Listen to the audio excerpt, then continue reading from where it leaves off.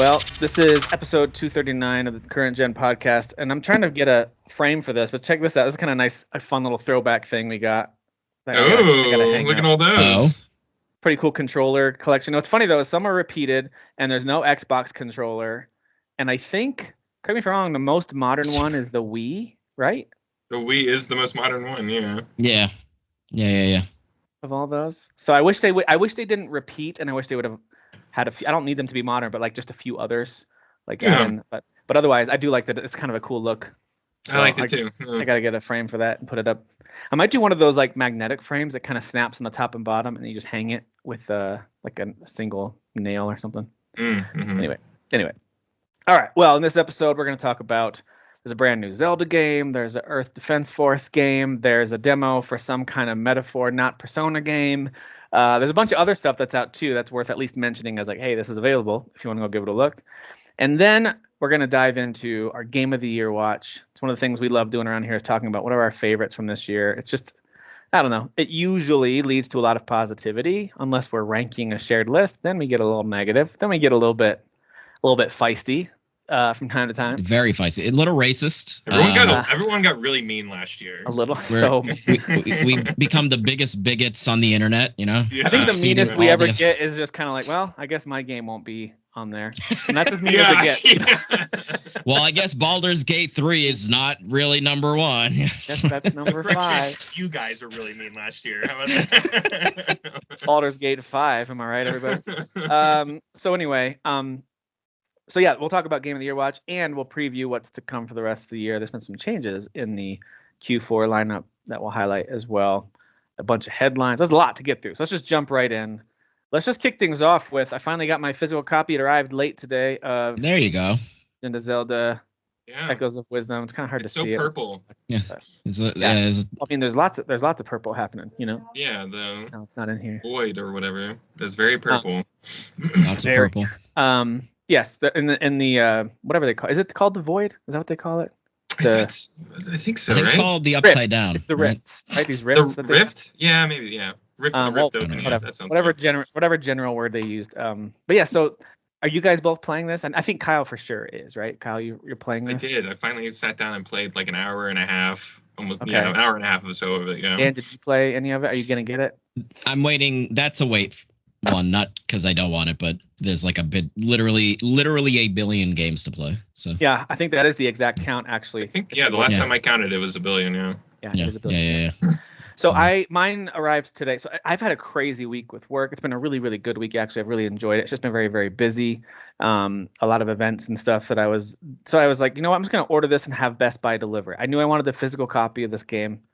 Like, I'll just order it and it'll probably come on Friday. It released on Thursday. It says it'll be delivered on either the day of release or the day after. I was like, all right, I'll get it Friday. That sounds great. And I'll have it ready to play after work on Friday. And then I got the notification Thursday evening. Hey, it'll be delivered on Saturday. And I was like, oh, come on. Because I could have just gone to Best Buy and purchased it. This is why I hate ordering games online, because I'm just always afraid of that. Like the one that I like really want the day of, and it's not going to. You know what? This is why we're all killing physical media. You know, stuff like this. This is why we're killing it. This is it. But it's one of those things where like I actually didn't feel like on Friday. It actually turned out fine. I actually watched the movie last night, which we'll talk about later. Plenty of other stuff to play. I'm playing some demos, so it's not like I was sitting around going, there's nothing to play. I wish I had Zelda. Like I wasn't doing I that. got it Thursday and didn't start it until Saturday. Okay, so well, there I you don't go. even know what There I'm you go. talking about. It was more of just like, dang it, this is so stupid that it's not here yet. But even today, I didn't have time to play this morning until the afternoon, which is when I did sit down to play it. So it all worked out just fine, everybody. First world problems have been solved. So There you go. so yeah, I sat and watched football. I think probably an entire football game's worth. I didn't pay attention to the games because I was playing this. So I'm going to say probably a good between 2 and 3 hours of time Oh wow, okay. put into it today. So you got into the void for the first time. I You did. got okay, that's right where I am. Yeah. Yeah, I went in there. I finished the first dungeon, beat the first boss, kind of got that first like, okay, here's what we're doing, and then you meet a few characters who start to kind of set you off. I got to the point where I finally see like, oh, they really are borrowing from Breath of the Wild, Tears of the Kingdom a bit with like the map and the kind of like getting main missions versus side missions, and You like see this in the trailer, but there's even like Zonai and stuff like that. So like yes, you well, see right now it's just called Mysterious Crystal, but I saw it and I was like, that's a Zonai. That's a Zonai yeah. piece. Okay. Like, So yeah. they're this might be like an origin story or something then. Maybe. Yeah. Dude, Cool. Yeah. I know like the Zelda like fanboys like obsess over the timeline stuff, but like it's like who cares? But like supposedly like these two games are now like their own separate thing. So like I'm wondering if they're gonna have a whole separate now like new timeline. Like yeah. you know, maybe you know something who I like don't that. think is ever thinking about the timeline? Nintendo. Yeah. No. Yeah. Like to the they literally were forced to like make a book or something, Until right? they hired like, someone to be I like, think hey, they were forced to do that because they like, just hired someone and like, can you make it work? Look at our Right, game. I don't yeah. know. Yeah, Make it work. And they're like, we couldn't make it work, so we had to make 7 different timelines where this all made sense. Right. See, the game exactly. starts just like the trailer shows, so it's not a spoiler to say this, and I won't spoil anything that I've seen so far that I can help. I'm just gonna try to talk about my impressions of the game so far. But and Kyle, I'm sure you thought this too. When you first get in there, it's like, dude, I am a super powered Link. You have like 18 hearts, and you've This got is my favorite throwback way to start a game. Like you start Metroid what does is this it? a lot. Castlevania does this a lot, where it's like Castlevania you does got that. all your hearts or you got all Hey, your health or whatever. Black Myth Wukong just did this too, where you Oh, start okay, nice. full Yeah. powered, right? In that first boss And fight. like you're going to fight the dude, you know what I mean? The big bad or whatever. And I love it's that. like a legitimate like, oh, this is Link to the Past battle. Like I remember some of these elements from this battle, at least 1 or 2 elements from it. And then of course, like the trailer plays out, Link after he defeats Pig Ganon or whatever, Boar Ganon, whatever he's called, he gets pulled into this rift because of Ganon's weapon that was stabbed into the ground, and they both disappear. And right as he's disappearing, he shoots the crystal that Zelda is trapped in with his bow and arrow, and then you now have control of her, and you have to keep hitting a button to like break out of the crystal, and then now you have control of her, and then things unfold, and you eventually get your own set of powers. And that's kind of like the whole idea of Echoes of Wisdom is around this theme of echoes that you can create. And it really does do a good job at switching between 2D and 3D. That reminds me a lot of Link's Awakening, because Link's Awakening would go to these little 2D segments at times.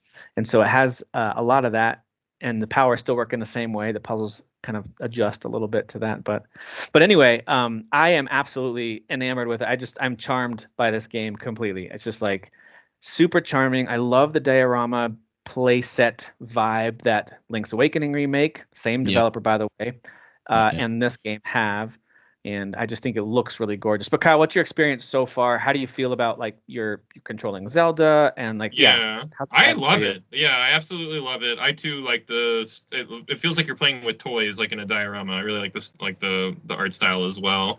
And I don't want to go into any of the more story stuff because you skipped it on purpose, because I think the setup of this game and how like you get to where you're going on your adventure is awesome. I do too. I think it's super cool, and it's something we don't get to say a lot about Zelda, except for the last one. They're on like a story kick right now, you know, like Tears of the Kingdom, this one, like they're kind of on a, you know, they're I feel like they're getting really good at like crafting like cool new ways to tell this story, you know what I mean? I think so too. Yeah.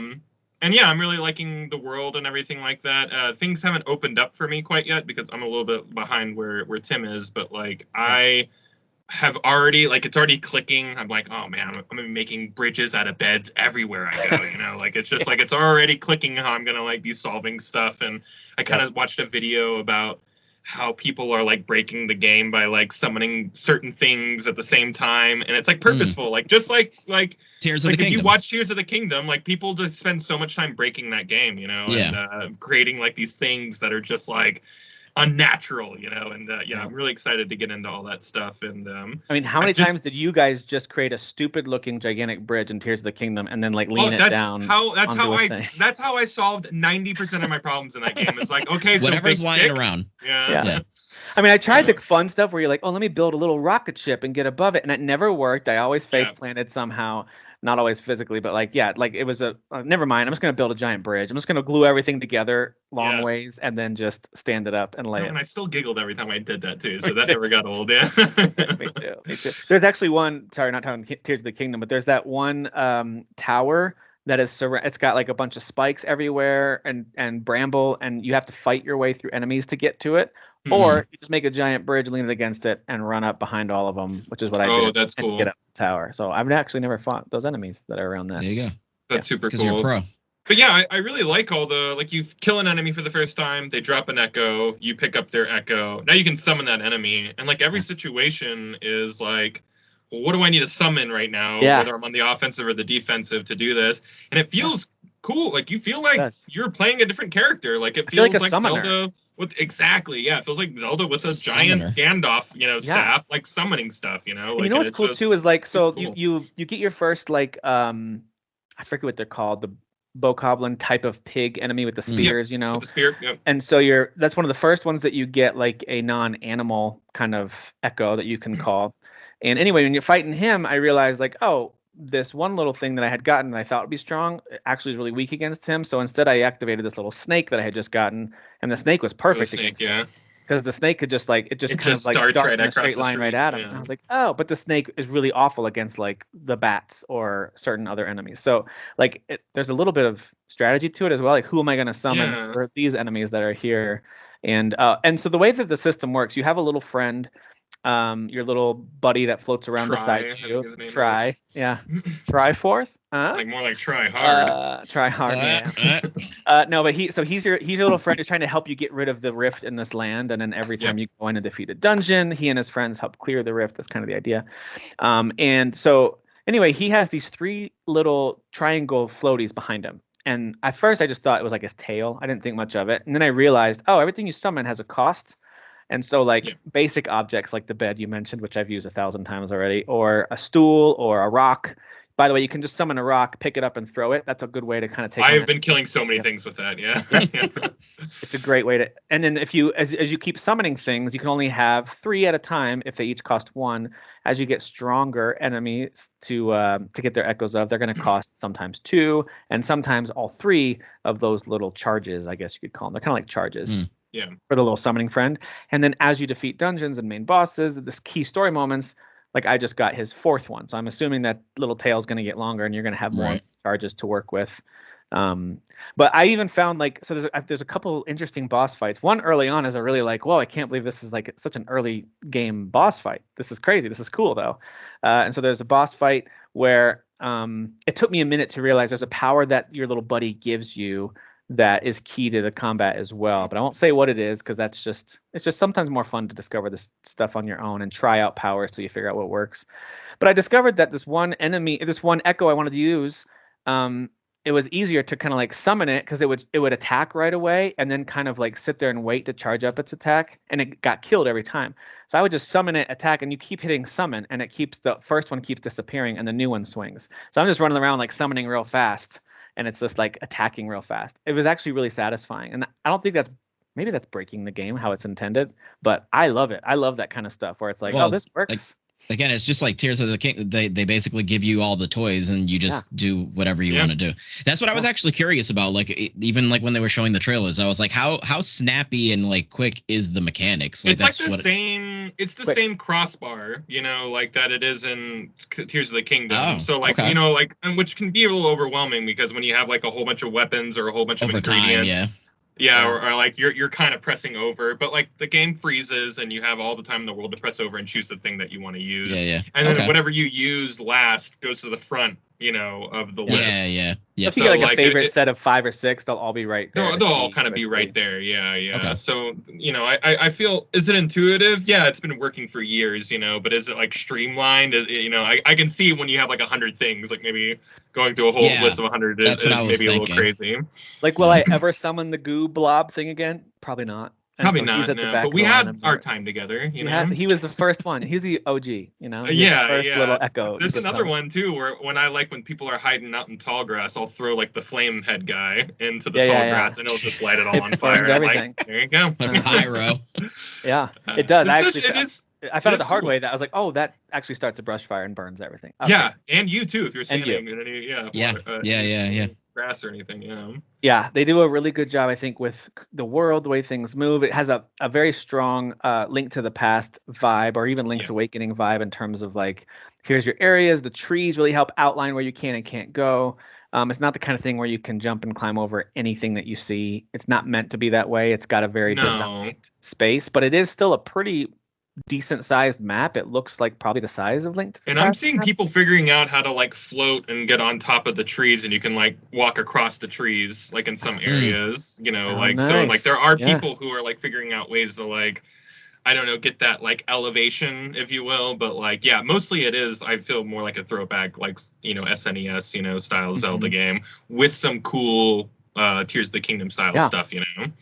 It gives me the same like oh man, what a creative spin on something familiar feeling as Link Between Yeah. Worlds did. You It guys remember feels Link so Between fresh, Worlds, yeah. where Link Between Worlds was that 3DS game that let you snap to the kind of a 2D mode along Oh the yeah, styles. I like that game. Yeah. So Yeah. it's such a good game. To me, it's a little bit like forgotten. Even your reaction there was like, it's Yeah. most people do that same thing. They're like, oh yeah, I just remember supposed to going be- into the I wall, totally forgot like- that game existed until Yeah. you yeah, said something. and you like Yeah. wrap around it, and like it's Yeah. really creative. Like, I mean, obviously, Plucky Squire is doing that kind of thing, you know, in its Mhm. game as well. But anyway, yeah, this one's got such creative little puzzles, and I gotta say too, the music is beautifully orchestrated. It's super Of high course. quality. Like they didn't Like when pull you're any going at punches the with very this. beginning, you're controlling Link. Like I'm just like, yeah, like I don't know, the music is just so epic, you know. Music is Yeah. so good. Yeah.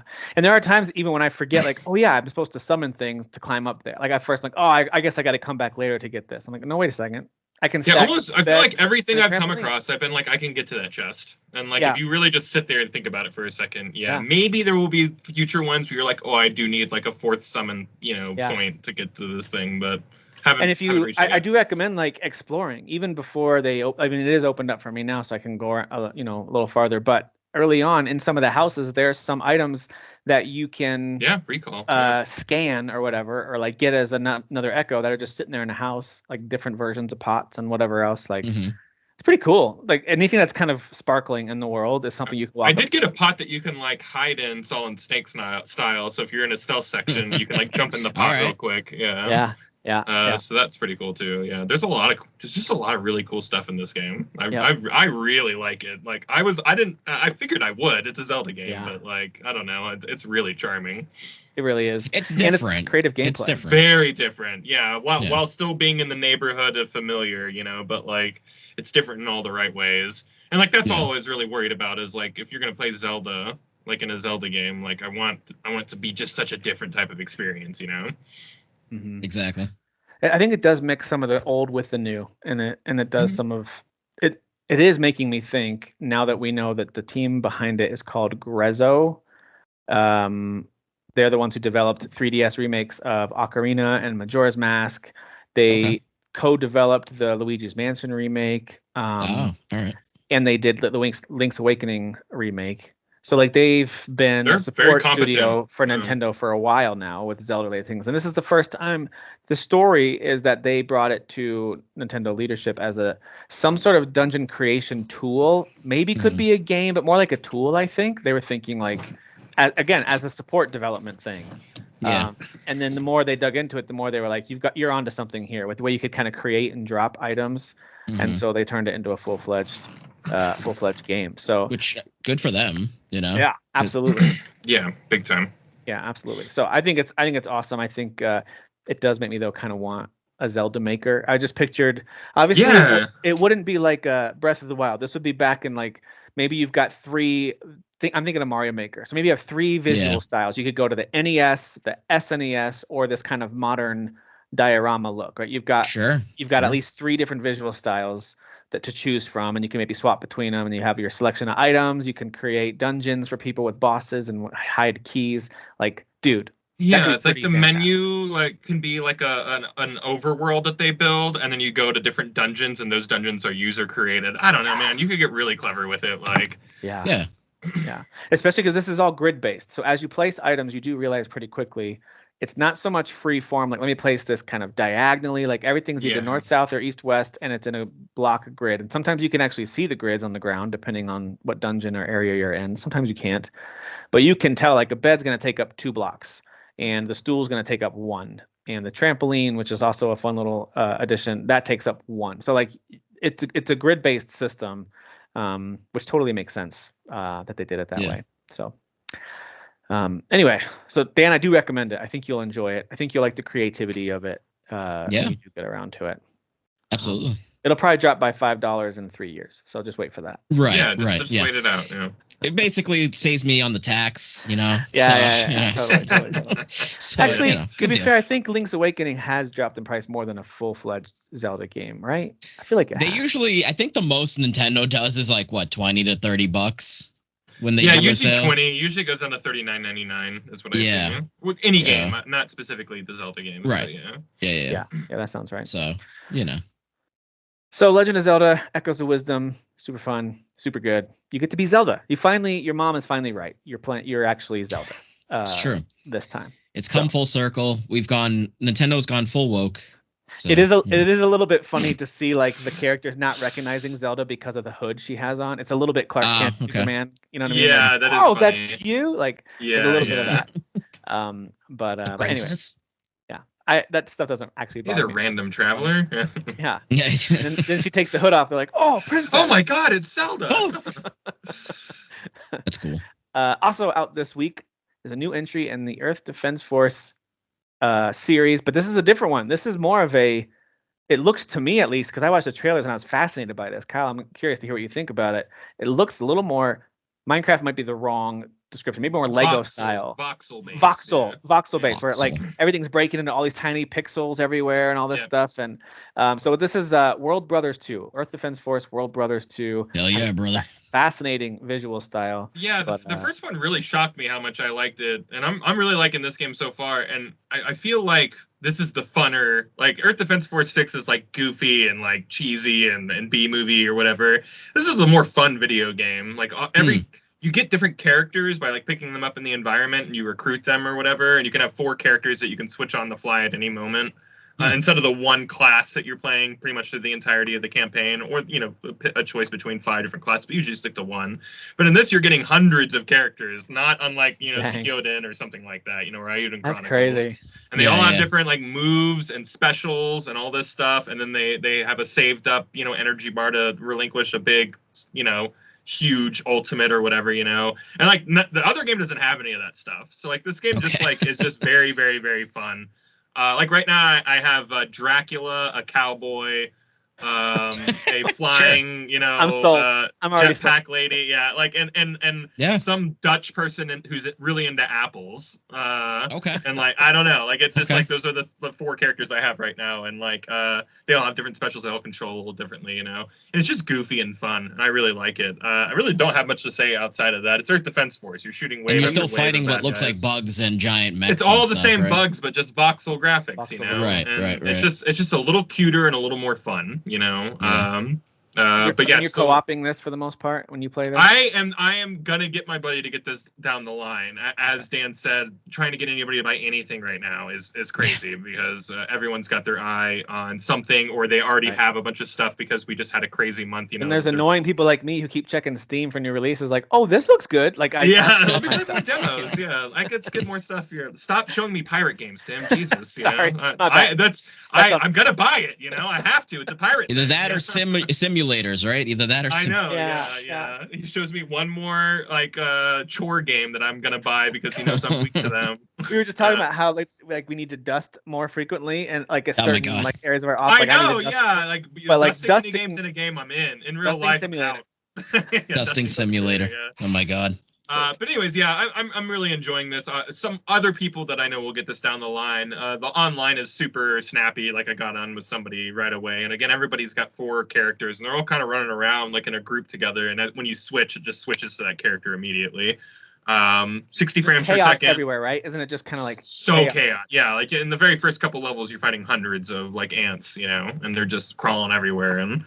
It's EDF, it's just EDF with a little bit more character. Seems like it takes itself even less seriously, which is fine because it's just it just leans even further in, and the music is like poppy and fun and stuff like that. Whereas like an EDF, it's kind of overly dramatic, sure, to kind of ramp up this grandiose, Yes, yeah. They're just different vibes, same flavor, if that makes sense. Yeah, it does. Yeah, the mainline EDF always made me think of Starship Troopers, where it's like Yes. it knows it's having fun and being silly, but it also Yeah. is a little more serious. Yeah. Like Starship Troopers, Helldivers all kind of do this like false patriotism type of, vibe really well. Whereas this one's like, we're colorful and cool, like, I don't know, it's the goofy younger brother, of the series. So yeah, I'm enjoying it. It's fun. Nice. Well, the other thing that was kind of a surprise hit this week was the demo for Metaphor ReFantasio, not Persona. Hey, game. Tim got it. No, it's Metaphor ReFantasio, I think is how you say it. No, you got it. You got it first try. So Dan, tell me about this. You've played the demo a bit. I know, Kyle, you're probably holding off until the game comes out because you're like, don't tease me. Just let me play the whole thing. Actually, no, I think Kyle and I both agreed we weren't doing it, right? Once I heard Dan didn't play it, I went ahead and bit the bullet and did play it. You did?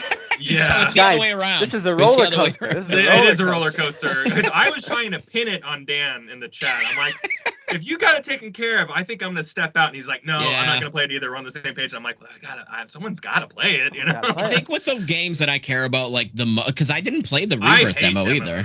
So I'll never play demos. Like I don't. I don't demos, like them. I don't like, and it's for the reasons we were talking about in the chat, where it's just like I know for certain games that I'm gonna like it. There's no reason to like satiate a taste of it weeks before it comes out, and that's what's happening right now. It's all I can think about is this game is like I got to get more of this game inside of me, and I have to wait 12 more days or something like that. Like, right. It's insane. Demos for you are more like I don't know what this is. Let me see what this is. Yes. When it's the Steam Next era, like I love that time because you don't want to play it as an early access, a limited early access. That's not. And I hate early I just hate that. Like I'll participate in a server test for an online game. That's fine because it's just like I'll get on and play like Battlefield like server test because like whatever, like it's just a match of Battlefield. But for a real game, what if I forget what happens in this first like 5 hours? Right. Like 12 days is a long time, and I got a real dumb memory. So, did you guys replay the Final Fantasy 16 opening after doing that kind of demo? Yeah. Because I replayed it. I was like, it's not that I forget, but I just wanted to do it again. I just wanted to replay it. I just wanted to sit all through it again. Yeah. Absolutely. So. This game is so freaking good. Like it's crazy how good it is. Like it checks a lot of stuff at the door that I think may hold Persona people back. I'm sorry, people who don't like Persona back. Okay, sure. So like if like you don't care about teenage kids, which like why would you? This game is a hardcore dark fantasy game. Like it starts off with what is it, killing a king, patricide, or is that killing a dad? Whatever it is. I think patricide is killing. I think so. What's that? I think patricide is killing. Yeah, it starts off with like regicide. Regicide. Thank you. Patricide is dad's and matricide is mother's. Okay. Vegemite is a spread. Hey guys, don't kill your Vegemite. Oh come on. Vegemite. So the game starts off like really hardcore, and like you're the whole setting it really takes its time like a kind of Persona game or whatever to really set up a lot of stuff. Like there is a lot to take in. Like it's introducing like different races to you, different everything, and like they weren't pleased enough with just like taking regular fantasy tropes. So you're not seeing orcs, you know what I mean? Like you're not there's not elves. Yeah, there's people with pointy ears, but there's something different, like it's just like they couldn't just like take what was already there. They had to like completely make everything from the ground up, for this universe. And just the way they present it, the graphics, like the stills and the trailers have just not done, like they've been doing them justice, but like playing the game is like absolutely jaw dropping. The way they do like crazy corrupted skies and stuff like that, it looks like moving oil paintings, or something you'd see at like the Berserk 1990s anime. Just like weird stuff, just weird conflicting type of art styles on top of each other from the foreground and the backgrounds. It seems like aesthetically, this is leaning more towards SMT versus Persona. Yes, that's a leans really more good, into that. Yes, it's a really good comparison actually. Yeah. SMT was like a real story because SMT games like they're kind of light on the story. There's a lot going on in those stories, but the stories aren't so in your face, as some traditional JRPGs.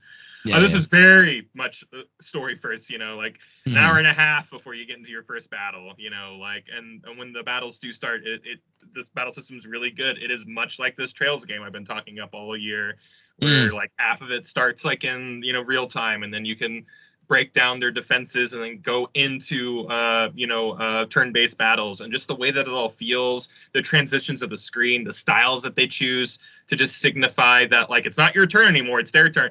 Everything is so over stylized, and that's a compliment. It's not like annoying. It's Persona's levels of just like over stylization, just to make sure that like, hey, we're different, like we're doing this we're presenting this information to you in a different way. And I'm loving it, man. I had to stop at the 2-hour mark, and I was just like, I'm not playing this anymore. I'm not even gonna beat what's left in the demo. Like, because it's like a 5 or 6 hour long demo. It's a lot. It feels like it's a lot. Yeah, it's a 50 gig download. I just looked on Steam. It's 50 I didn't realize. gigs. Wow. Yeah, I've heard 5 to 6 hours to beat it.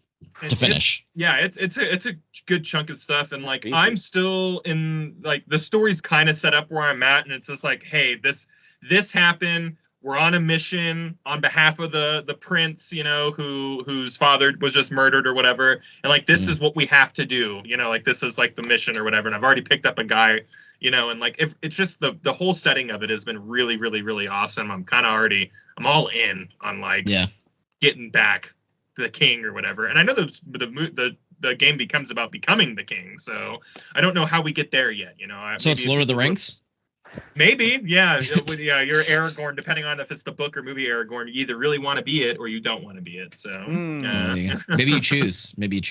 I don't know. So I don't know how we get there. I don't know what happens in the story. Maybe people who've beaten the demo already. I feel like this is going to be a long game, like the full game. I imagine this is going to be like 100 hours. I'm pretty sure they've already confirmed it's Persona 5 like levels of content. So goodness, if not more. So I didn't really get to see what the social stuff was like. I didn't really get to see what a lot of stuff was like outside of just kind of like walking around the city area, the capital, if you will, and seeing a few shops and like doing tons and tons and tons of story setup, so and a little bit of combat with the first boss. I got my not Persona hero thing, transformation or whatever. They're not using any of their original monsters or anything like that. They are this is all new visuals and everything. Really? So like they're not using anything. It's much like Yakuza or Pokemon or whatever. These are people who love to reuse their assets. The studio, there's not a single reused asset in this entire game. So, wow. Okay. And the music is absolutely outstanding. Like it is not poppy, jazzy Persona, like you're gonna be tapping your feet to the music. It's like dark fantasy music, like, and it's the same choirs and stuff, right? Yeah, a lot of choirs, a lot of like tribal chants, and a lot of strings, a lot of drums. So that's really cool. Yeah, it's if you love JRPGs, like it's probably at least worth playing the demo to see if it like. I'm definitely a download demo. I almost did it just now and I realized 50 gigs. That's gonna. I think it's like 20. I think it's only 26 or something like that on PSN, but I could be wrong about that. Okay. I think it's a little smaller. Yeah. Yeah, I do want to try the demo for 2 reasons. One, the visuals alone sound like something I need to see for myself. But also, I am not sold on purchasing this game. I'm not sold on purchasing a $70 game like this. That's not really my speed. But I'm like, well, let me play the demo and see if it wins me over, because it could. It's cool. And you're talking like 5 or 6 hours. So it's like, I think anybody would know if they're into a game by that. You know what I mean? Like that's a good amount of time. I think if you were going to play an Atlas game, Tim, this would be more your speed, because I think you do lean more fantasy than something that would be teenager, high school-y type stuff. Like that certainly was part of the holdup I had with Persona. You're right. That is part of the holdup. I was like, I think it's an easier in for a lot of people, because like the other game, like it almost kind of comes off like as a dating sim sometimes. The way that you're like spending your time and stuff like that. I even think they said that you're not like dating people in this game. So it's like, you're like forging like relationships and stuff like that. That's all part of it. But like banging. it's I don't think you're banging out in this game. No banging. This isn't Witcher, No. Yeah. We ain't got time for that. But with its like strong lean into dark fantasy, I think that like it's just an easier end than being like, hey, these teenagers go to school and then they kill demons at night, right? Like sure. I don't know. I think it's just an easier pitch. It's a cooler setting. I think people are really gonna like this game. I don't know why it feels like to me this game's gonna like not sell well. But like something it feels like it's been quiet. Like I don't know. It's just something in my gut that says that like because it's not Persona, because it's not. I just don't know if it's gonna have that pop. But I also think it's releasing at a good time. We're gonna go over the releases coming up. It's got a bit of a window where it doesn't have a lot of competition. Not in its direct path. No.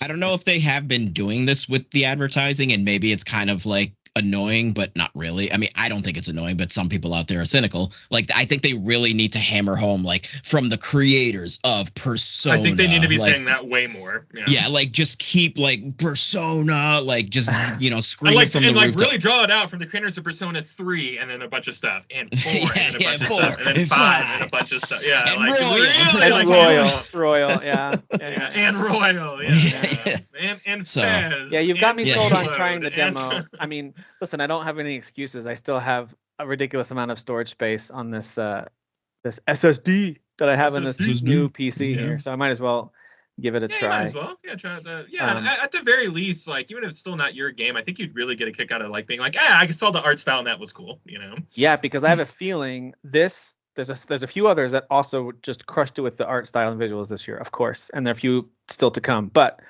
this is one that I want to be able to give a fair shake, at least in that category for me personally, of like the visuals here might take the cake. We'll see. Just from what I've seen from the trailer and how you're describing it, I have a feeling I'm gonna fall in love with the visuals, because I already loved the visuals of what I played of Persona 4 Golden, which was I 10 know. hours. Yeah, it's hard to be like, those are sharp looking games, right? I loved Persona 5's visuals. They were so stunning. Like, I was blown away by them. But so I'm looking forward to seeing this one too.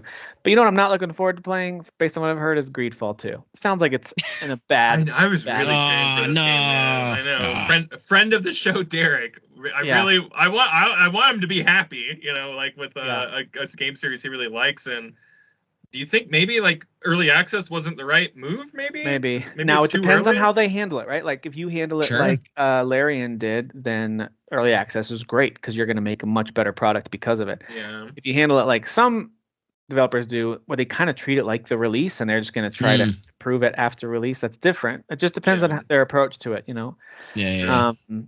But So, you know, rough. I think I've heard it's rough. I heard technically it's just a mess. Okay. That sucks. So that's the kind of the main thing. But you know what? They've got time before the 1.0 release, the full release on console and all that stuff. So we'll see what happens with Greedfall 2. I do think I'm wanting to give Bloomtown a different story a look. I want to play this game so bad. I bought it yesterday because my wife got me a PlayStation gift card for my birthday, and I forgot I had like just money in my. I was like, oh, and it's like a couple bucks off because it just came out, and I was like, oh yeah, I want to play this, so I did buy it. I haven't played it yet. Okay, yeah, let me know what you think. I have watched dozens of reviews for this, and am just shocked at the amount of like mechanics in this game, like in the amount of stuff to do. Like, it's just like it is stuff to the gills, like with content. So like I keep hearing it's like Persona, like Stranger Things, and I'm like, Persona Stranger Things. Like, it's a little bit of Stardew Valley. It's a lot of Earthbound. It's a lot. Yeah, like it is all the buzzwords that like Dan would love. So that's a good combo.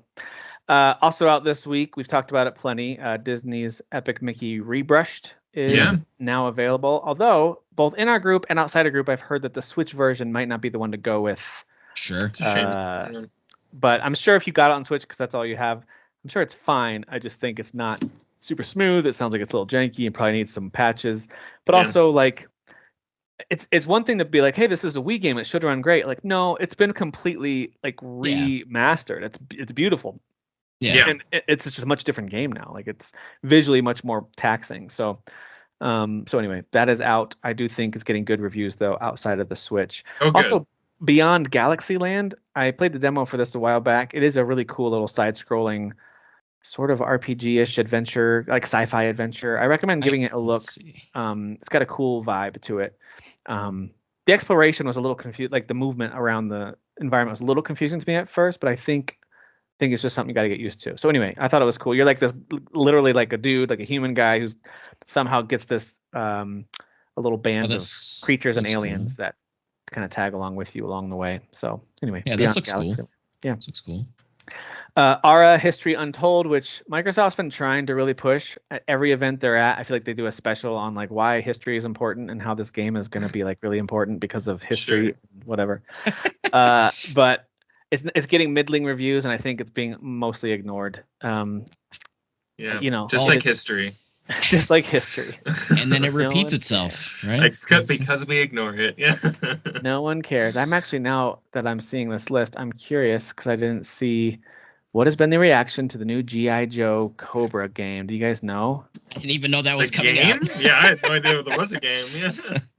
Yeah, G.I. That's Joe sick. Wrath of Cobra. Is it a side Okay. scroller shooter? Oh, it's it's like a beat 'em up. It's like a Yeah. classic beat 'em Oh, up. if this is good, I'm buying it. It's got Oh, an I'm 81% for users on Steam. Okay, I'm Yeah. like vaguely I really remembering wanted this to buy being announced. that Karate Kid game too, but not for $40. Are you kidding me? I know, Dude, and it get needs to outta be here with it that. needs to be fixed up. It sounds like it's Streets in of a real Rage rough was like shape. $25, and like everyone loves that studio. know. Chill out. and Battletoads is free if you have Game Pass, and that's also fantastic. So go I play love those. the new instead. Battletoads. Yeah. And then speaking of games that are just getting crapped on with reviews, Looney Tunes Wacky World of Sports is getting demolished in reviews. I think it's like a 40 or 50 average. Like it's real bad. And Failing in fours. Part of me is like, how do you mess up just a little like collection of mini games that badly? Like Yeah. I don't know. Whatever. Because they didn't care. They were just like, it was probably just someone being like, hey, like the license is gonna expire or something. Like, Yeah. let's release the game.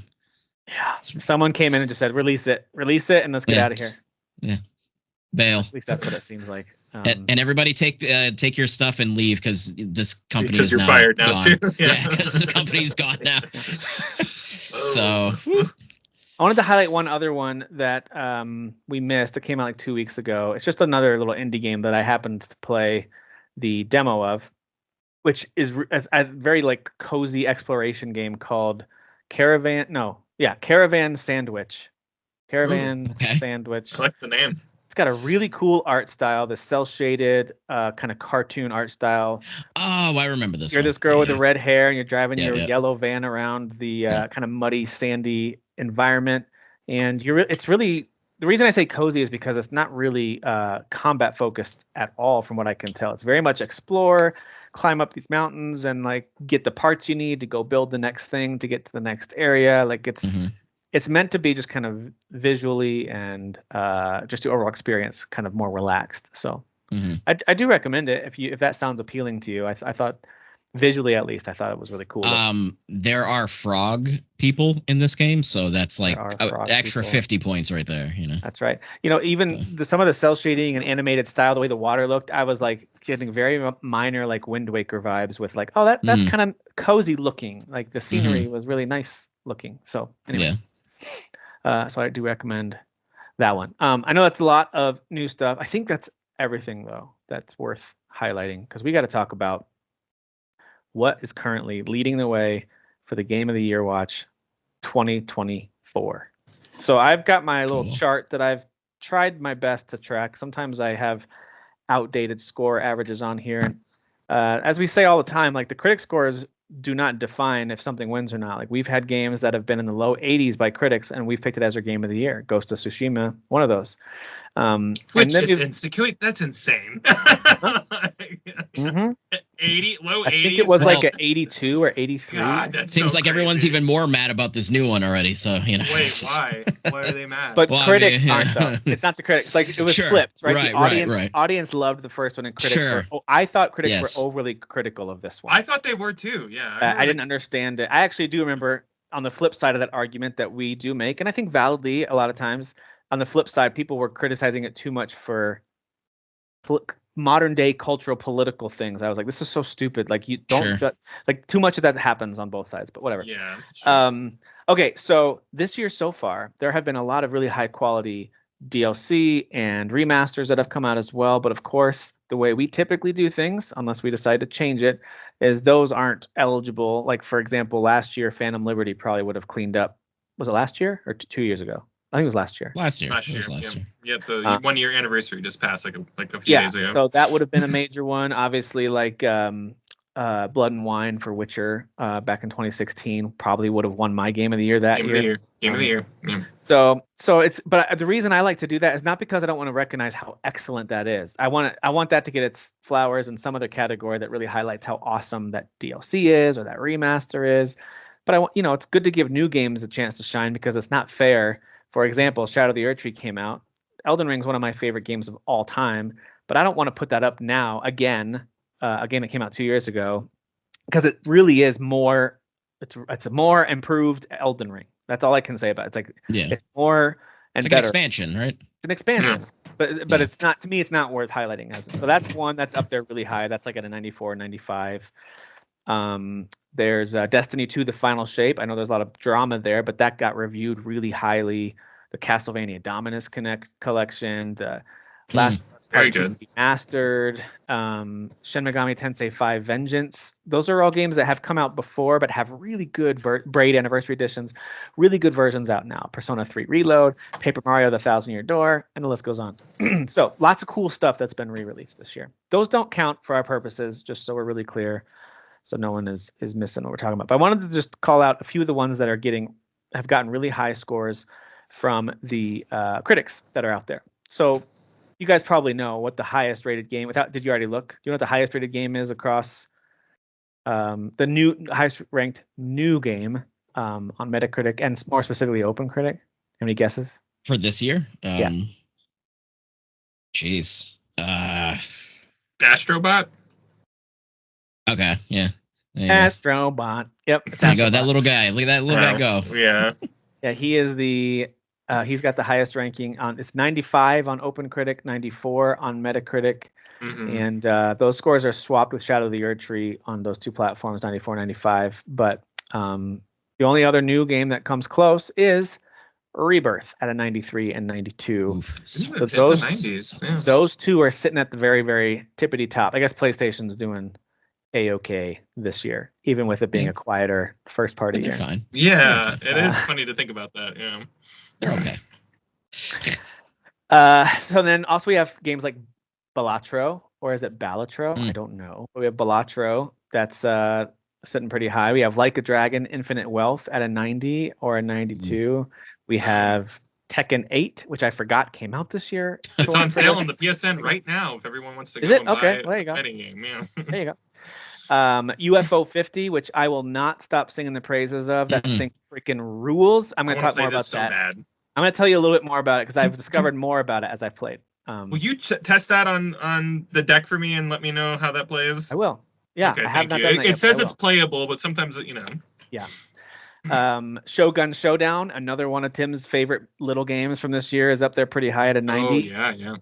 I think we're gonna hold the jury out on Hades 2, just kind of like Mm. as a podcast. I feel like we Yeah. might say that's a 2025 game because I assume that's when 1.0 will drop. It's probably late 2025 if I had to guess. Yeah.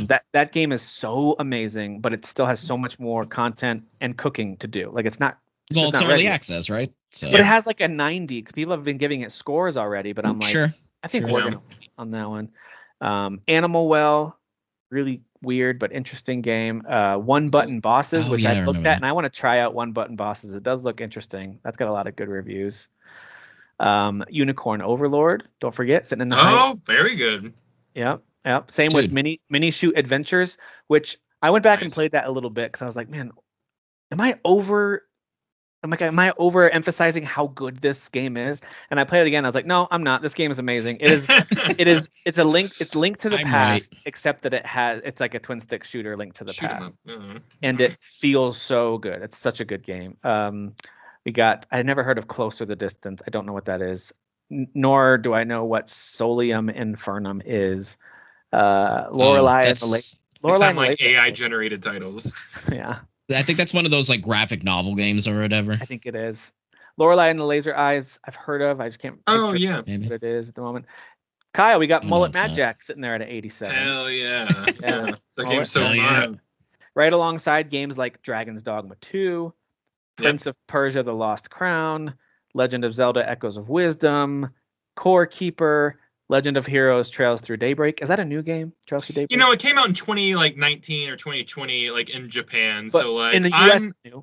I'm not gonna bring it up this year because no one else is gonna play it before the end of the year, and B Fair. because like it is technically an older game. So Yeah. Hmm. Okay.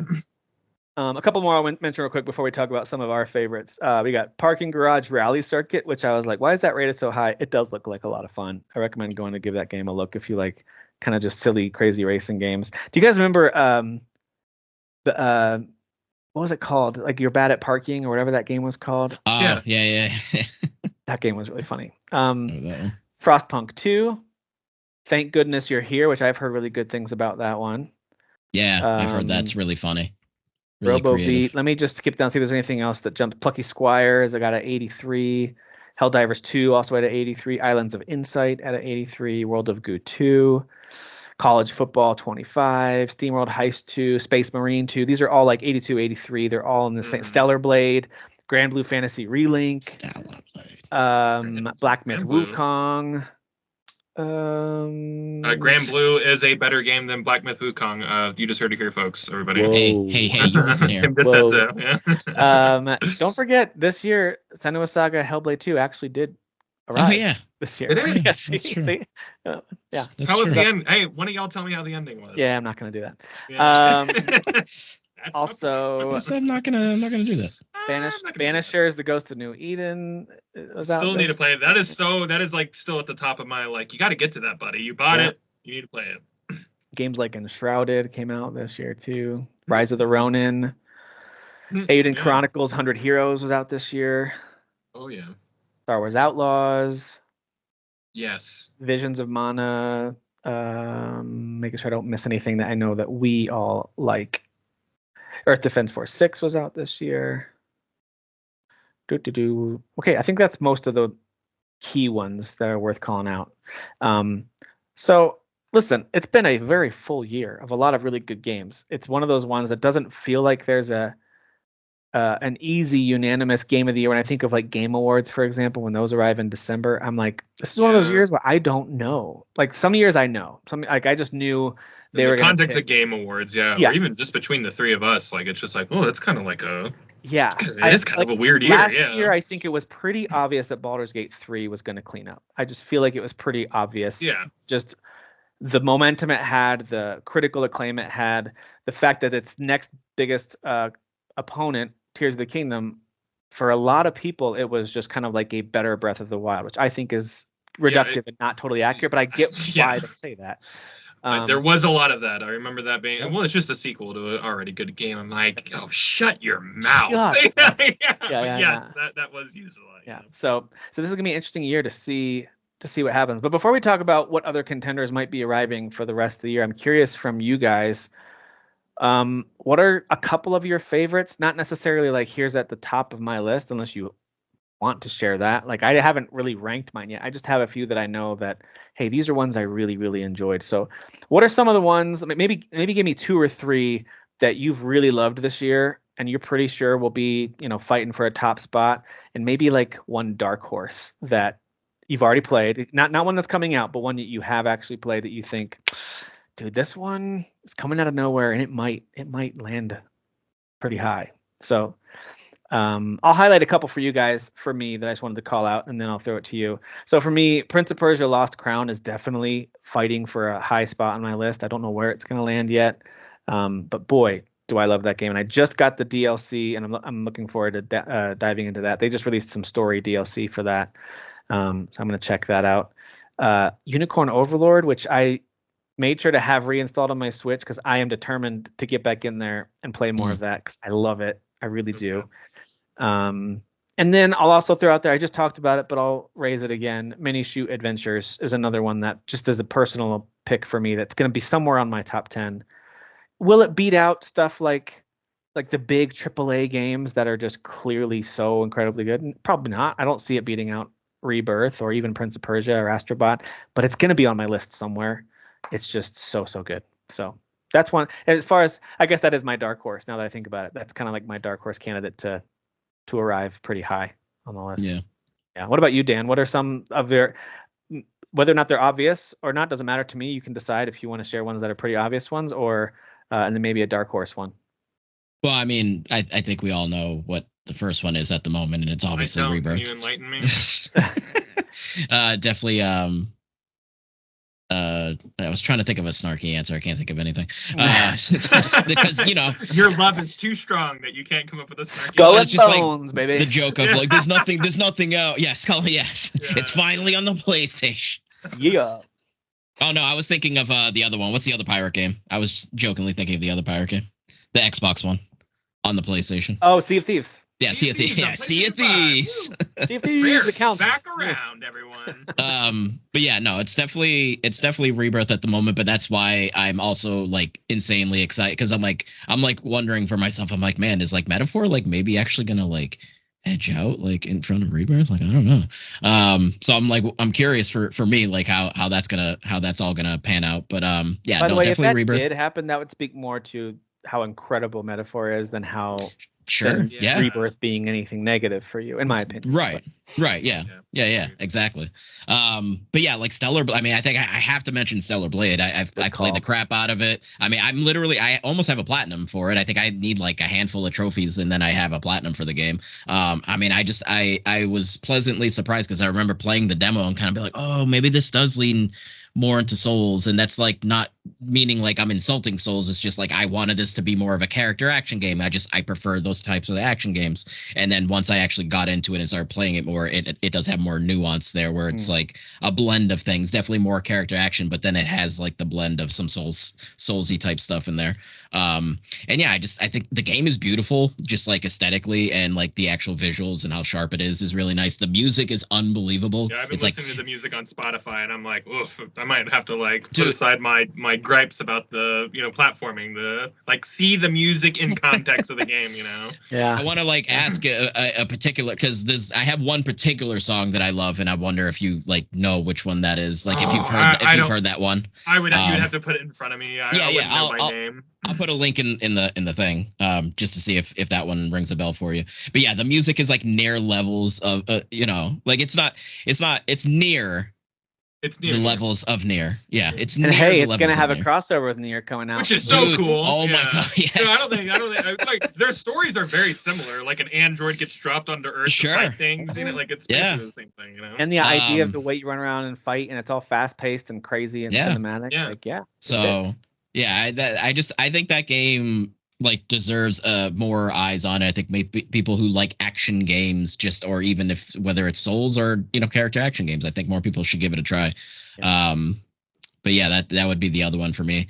Nice. Is that a dark horse one for you too? Kind of like could sneak its way up the list once you reevaluate everything. You could see that. Yeah, I mean, on my personal list, I feel like it would be in the top 10 for sure. Yeah.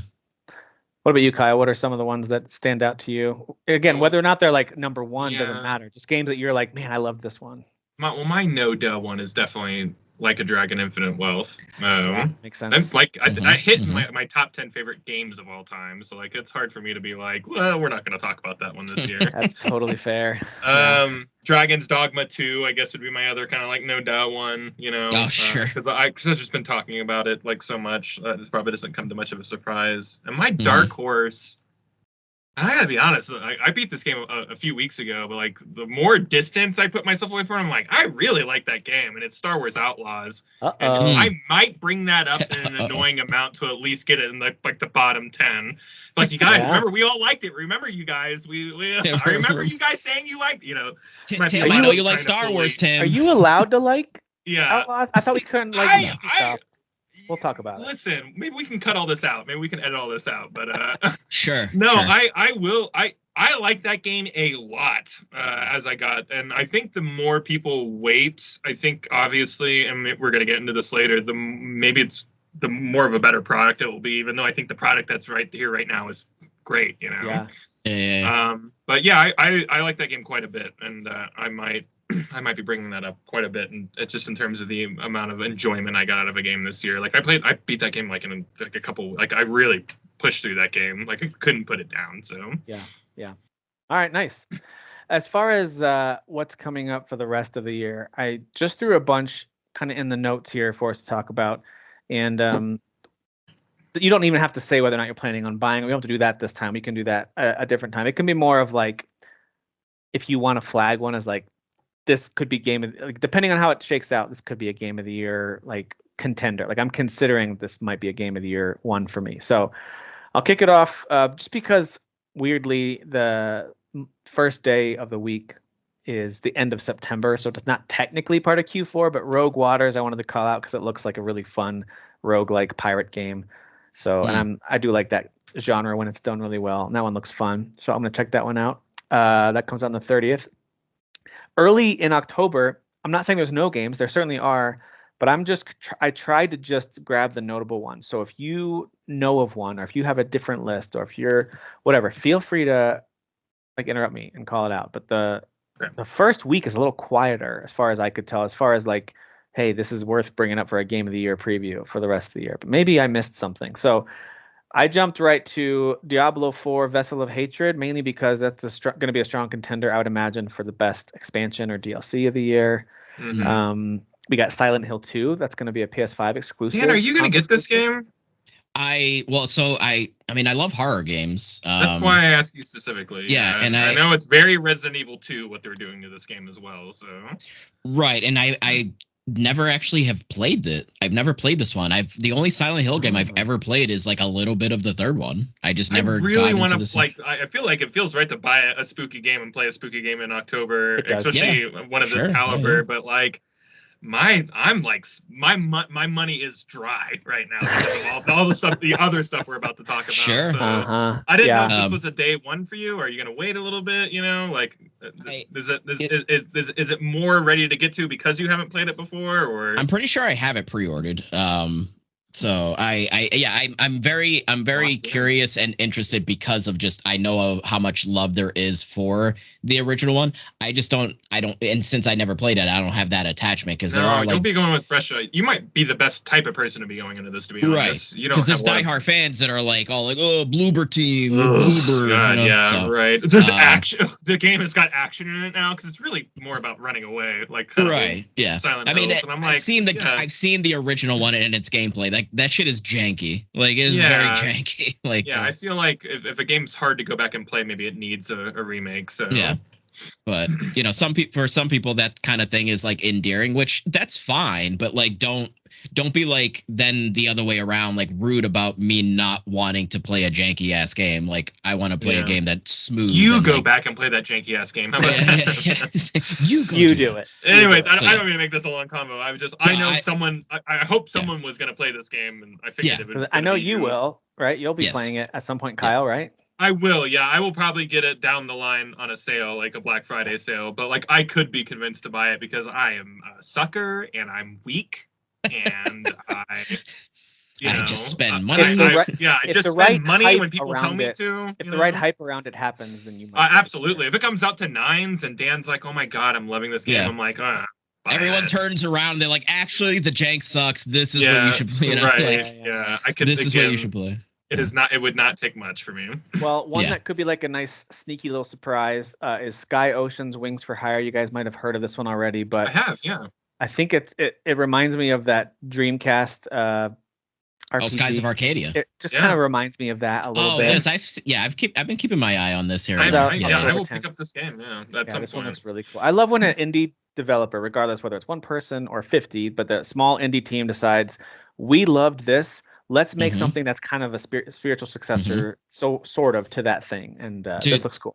Like I would say, top 5 things in video games that I'm like, what the Airships? F is your problem? Like, no, just like as far as just anything in general. Like, we need a Skies of Arcadia like remaster, sequel. I don't care. Just give us more. Like, what was that like? Baiten Kaito? Baiten Kaitos. Baiten Kaitos. Yeah, that came before like Skies of Arcadia. Although people love those games. I played the first one and it wasn't bad. It was interesting. I like those games fine, but come on. Like, I feel like the fandom is bigger for the Skies of Arcadia. Same. So Sky Ocean comes out on October 10th, and then October 11th is a busy day, fellas. We got Dragon Ball Sparking Zero. We have Metaphor ReFantasio, and we have Starship Troopers Extermination. So a wide variety of games all releasing. So Starship Troopers. Those games day one. I know those Starship are Troopers Kyle obviously games. at the top. Yeah, those are all. That's a Kyle day. like I know at least one is a Dan game, and I am maybe on the fence with Metaphor, but. And Dan, maybe Dragon Ball. I don't know if you like fighting games though. But. Because that one's like more like Tenkaichi, which is more kind of like open arena fight. And I was never more into. I was more into this like traditional fighting Dragon, like Budokai, just regular Budokai. Yeah, that makes sense. But I mean, I'm not like against trying this out in the future. So yes, that's going to be a busy one, and I do think it's fair to say Metaphor ReFantasio is a legitimate game of the year contender across the board. It really has potential to be like my number one if it if it does Which is But it's crazy good. because of what you had released and what Dan Yeah. both also had released this year. Like We two of have, your Dan and favorite I have like really franchises. hard number ones right now, and like Yes. and Yeah. like there might be 2 games this And you month for me both where have I'm a like, threat that's looming, that's yeah, on there's a dark threat. cloud ahead. Yeah. Threat level Um, midnight. I think for a kind of visual and music potential, then the game Neva coming out on the 15th Oh, has a lot of yes. potential. Yes. That'll be great. Absolutely. For some good family fun, we've got Super Mario Party Jamboree on the 17th. So that'll be a good time. And then we have a couple of retro games that I think they could be garbage. Like they could come out and suck and I'll never think about them again. But if they're good, this Retro Realms thing with Ash versus the Evil Dead and Halloween could be really fun if they're good. Yeah, I think those could be fun. I hope they are. I don't know what these are, but You Yeah, should they're see. like- They're really cool, Dan. They're like yeah. 16-bit flashback kind of 2D violent horror games. Side are they scrollers. Yeah. re-releases or are these new things? No, they're brand new new games. things. They're brand new. yeah. Okay. It's Yeah, I it's like the this. Retro And it's Realms. pixelated. Yeah, they're all It's- pixelated. Yep. Yeah, very cool pixel art. Yeah. We also have Ninja Turtles, Teenage Mutant Ninja Turtles, Mutants Unleashed arriving on that same day on October 18th. Why am I picking up that this game's gonna suck? Why? I don't What know. am I picking up on? I don't know. Which I don't one know, is 'cause this one? it's- Yeah. I think me. Kyle, I think it's because Ninja Turtles games usually take turns, right? It's like really great. Yeah, we got a really good one. So I Yeah, feel you're like right. it's time for a That's really what good it is. I don't even know what this is. What even is this? I don't even remember them. kind of the like based on announcement. the movie, basically. Oh, okay, sure. Yeah, because I don't know if that it's based makes on the sense. movie, but it's the same kind of art style. Aesthetically, yeah, the actual stuff. Yeah, the actual stuff. And then Unknown Nine Awakening, which is that kind of third-person action RPG starring the girl who plays Yennefer in the Witcher show. Oh yeah. Okay. Okay. So this is one of those ones that's a AA game that, with any luck could really surprise and be a lot Could of be fun. the next Flintlock, am I right? Hey, I like Flint. I do too. Yeah, I like Flintlock too. So yeah. just throw it. Hold on, real quick though. Let me just share that image with you guys. That's like the collector's edition for that TMNT game, and I'm like, I kind of want that because it's got that does look cool. it's got the That van. might be So the I'm map. kind of like, game, to be Is honest. that a map too of the city? Looks like a map. I don't know that van though. That van. Yeah, that I does need look that cool. man. On the 22nd of October, we have this game called Awaken Astral Blade, which looks really cool. It's a Metroidvania. That game has a really cool vibe to it. And also one that we saw announced at ONL, the opening night live for Gamescom, a game called Linked Banner of the Spark. And they actually got featured there for a few minutes. They got to talk about their game. It's got a really great aesthetic. It's that isometric style of combat action RPG look, but then there's also town building involved with it. Like this Ooh. game is intriguing to me. Oh, this one. Linked Yeah. Banner of the Spark. And it's got that cell shaded style, I think. Mhm. So that looks fun. A pirate game coming out on October 24th. This is not a roguelike. This is an actual like tactics RPG called Flint Treasure of Oblivion. What if it was named Trevor? Like he's Trevor the pirate. That's a good video game name. Yeah, good name for a video game. Yeah. So anyway, Flint Treasure of Oblivion for a tactics RPG in a pirate setting. On the 25th, pretty big day. Call of Duty Black Ops 6 and Sonic X Shadows Generations both Dude, arrive. COD's gonna get wrecked. Oh, dude, so I'm so on Team Sonic on this one. Yeah. So it's I will say this. It'll be fascinating to see the sales numbers because this is the first I am brand very new Call of excited. Duty game that will be on Game Pass. I am more excited Oh, about that yeah. than anything. And I'll also say I think the trailers for this game have been spectacular. So like I am the podcast clown of hating Call of Duty. I realize. 'Cause you Oh, play I'm it. there with you. I'm I there think with I'm you. I think I'm the only one who plays them too, so I get to be the clown. I earned it. So Well, the month closes out really strongly. We've got Life is Strange Double Exposure hitting on the 29th. And then 2 days later, not only do we have the Horizon Zero Dawn remastered game, but we also finally have a new entry in the Dragon Age series. 10 years later, we Oof. have the Veilguard on Oof. 31st. they So just said this Jeez. game is going to be like 100 hours long, and I'm like, oh my god, like And that- I'm not hey, going to be metaphor before then. Like I that get game- it. gameplay- I know.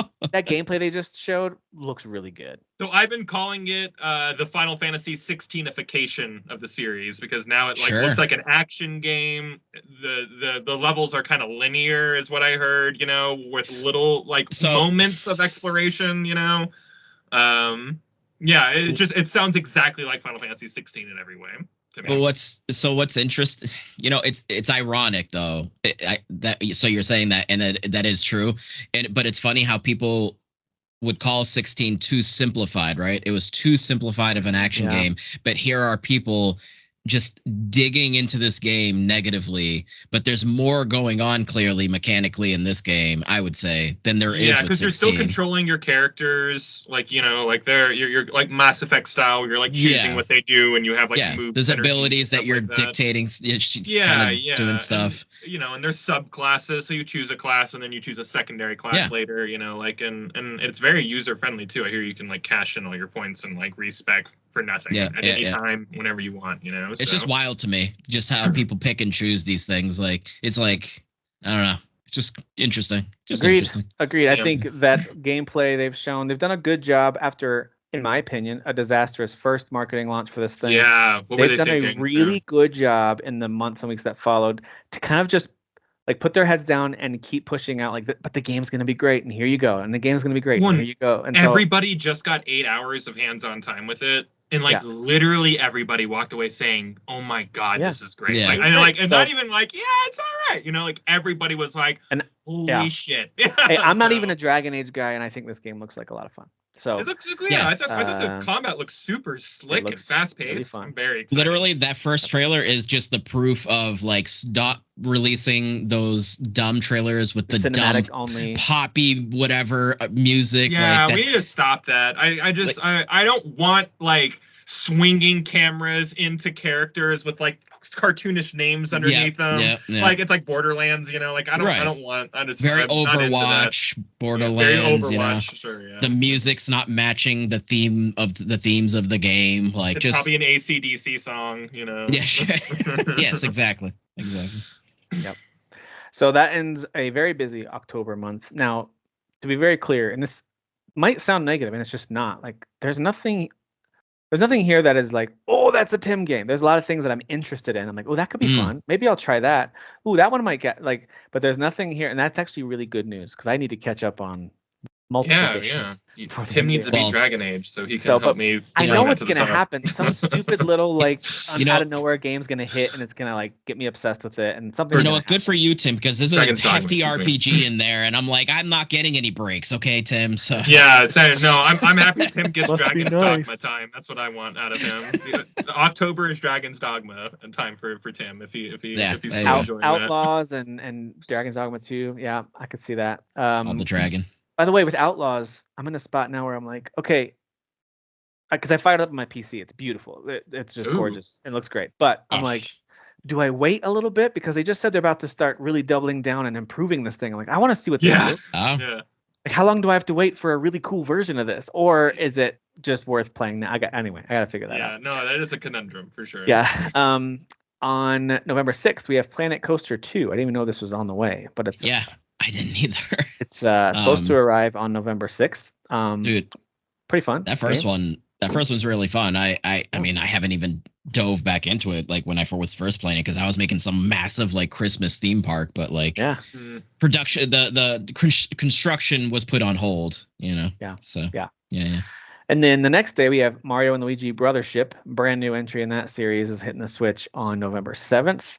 And the next day we have Slitterhead. So 3 games, very cozy family games. You have Planet Coaster 2. Slitterhead just in time for spooky season, right?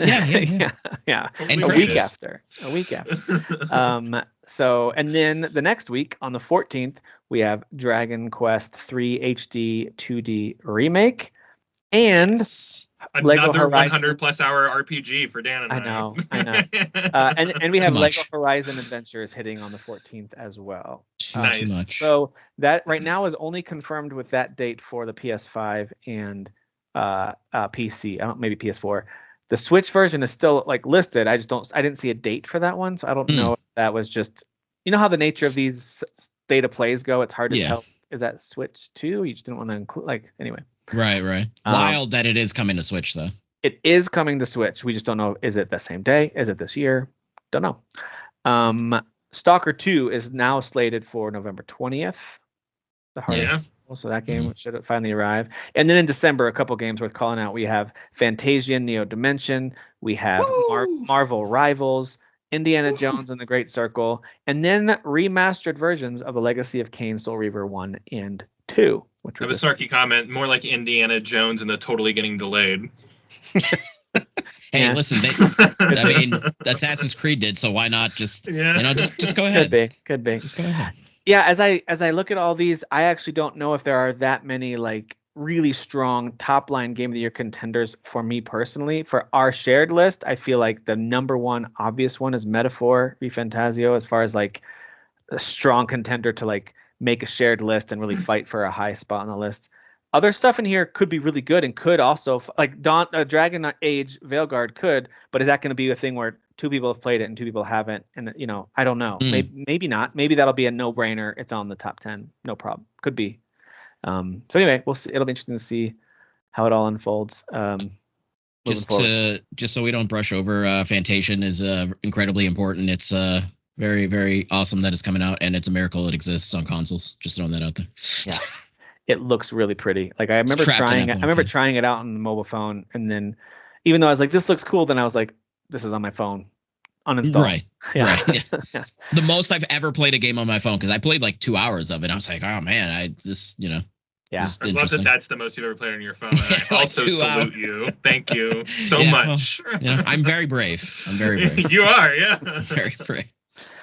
All right, so there you go. There's a preview for Q4, and it's shaping up to be a 2016, 2019, 2021 type of year with a wide variety of games fighting for one spot. Not so much the years like 2022 and even last year, 2023, where you've got really 2, maybe 3 that are your clear. 2020 was this way. Where's the God of War Ragnarok this year? No God of War, no Ghost of Tsushima, or Last of Us Part 2. Like we don't have that type of no Elden Ring. We don't have something that's like an obvious top for everybody. So it'll be fun. It'll make a really, I hope, a fun show of like sometimes those years where there isn't an obvious winner that we kind of feel in our gut should be the winner.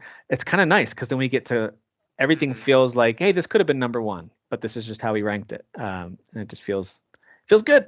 I like the year when we put Guardians. Baldur's Gate at 5, So sometimes we do really that. Wrong, sometimes we do that.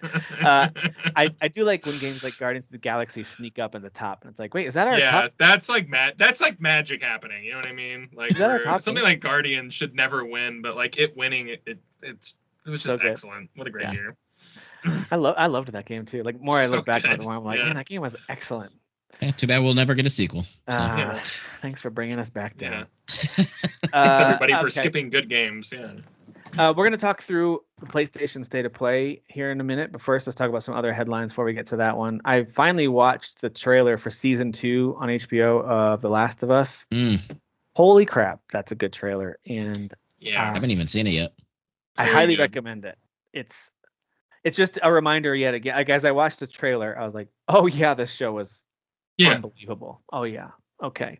Oh, and I'm gonna hurt there. Okay, that's gonna hurt. That's really gonna hurt. Oh, that's Oh, why is Joel not in this trailer a lot? A lot of that, Yeah, it's gonna be. Things are gonna hurt, guys. It's gonna be great. It's gonna be great. It's gonna be great. So I'm very excited for that. I know it's 2025. I don't think there's a release date yet, but I bet you it comes out first quarter. The first season just felt like a great winter show, and I hope this one also is a winter show. Me too. It's interesting though, because didn't they say like for sure we're getting 3 seasons? So like, if we're already the second here, game's 2 seasons, isn't it? Did they already say that? Okay. Yeah, they said the second game it's going to take 2 seasons to tell the story. Yeah. Gotcha. Okay, so I can picture in my head like where that's going. Yeah. Yeah, I think I'm gonna be honest. I think Joel, you get a lot of them this season. I think that they're bearing the lead on that. I think that they're going to extend, that part of the story. I think the way it's going to end is going to be. You guys remember that famous cliffhanger for Walking Dead with Negan? Yeah. Can you imagine? Sure. Oh no! Wait 2 years for. Oh my God, that might backfire. Yeah. Hey, that was back when I watched Walking Dead and enjoyed it. Remember, I think we all watched Walking Dead around that point, and then everyone quit like right after that. It's because it had such a good first season, and I thought pretty fun second season, and then it started to wane. But I was like, I don't know, it's a fun zombie show. I still like some of these characters. What was the governor, or what was that guy? I like the governor stuff. Yeah, that's so I stopped at 3. Yeah, I remember like getting through the governor stuff because I really enjoyed it, and then once he was dead, I was like, I don't really care about this show anymore. And like, I still stuck around for a couple more seasons. Too. And I was just like, I've got to just say no. You got to say no sometimes. The writers and the people who are shooting it, the directors, they just got a little bit too freewheeling with the death fake outs, and I was getting really sick of it. There was a lot of fake. They did a lot of death fake. There's a lot of just sucking stakes out of just sucking like the air out of the room for stakes and stuff like that. And I think the writing was just bad in that show. It got bad. Although the first season, again, really first season's is like 6 fantastic episodes of television. I wonder if those people left then, right? Maybe those people left. The showrunner was fired. Yes, yeah. And the second season was stripped of its budget completely, even though the first season was like the biggest hit ever. Yeah, the story of that show is really unique and interesting, actually. Yeah.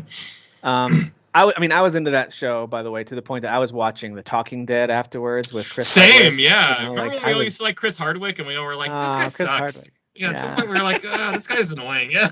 Yeah, absolutely. I just wanted to highlight there's a major update coming for Enshrouded. That game is really cool. That game came out this year too, by the way. Still technically 1.0? Is it 1.0 or no? Okay.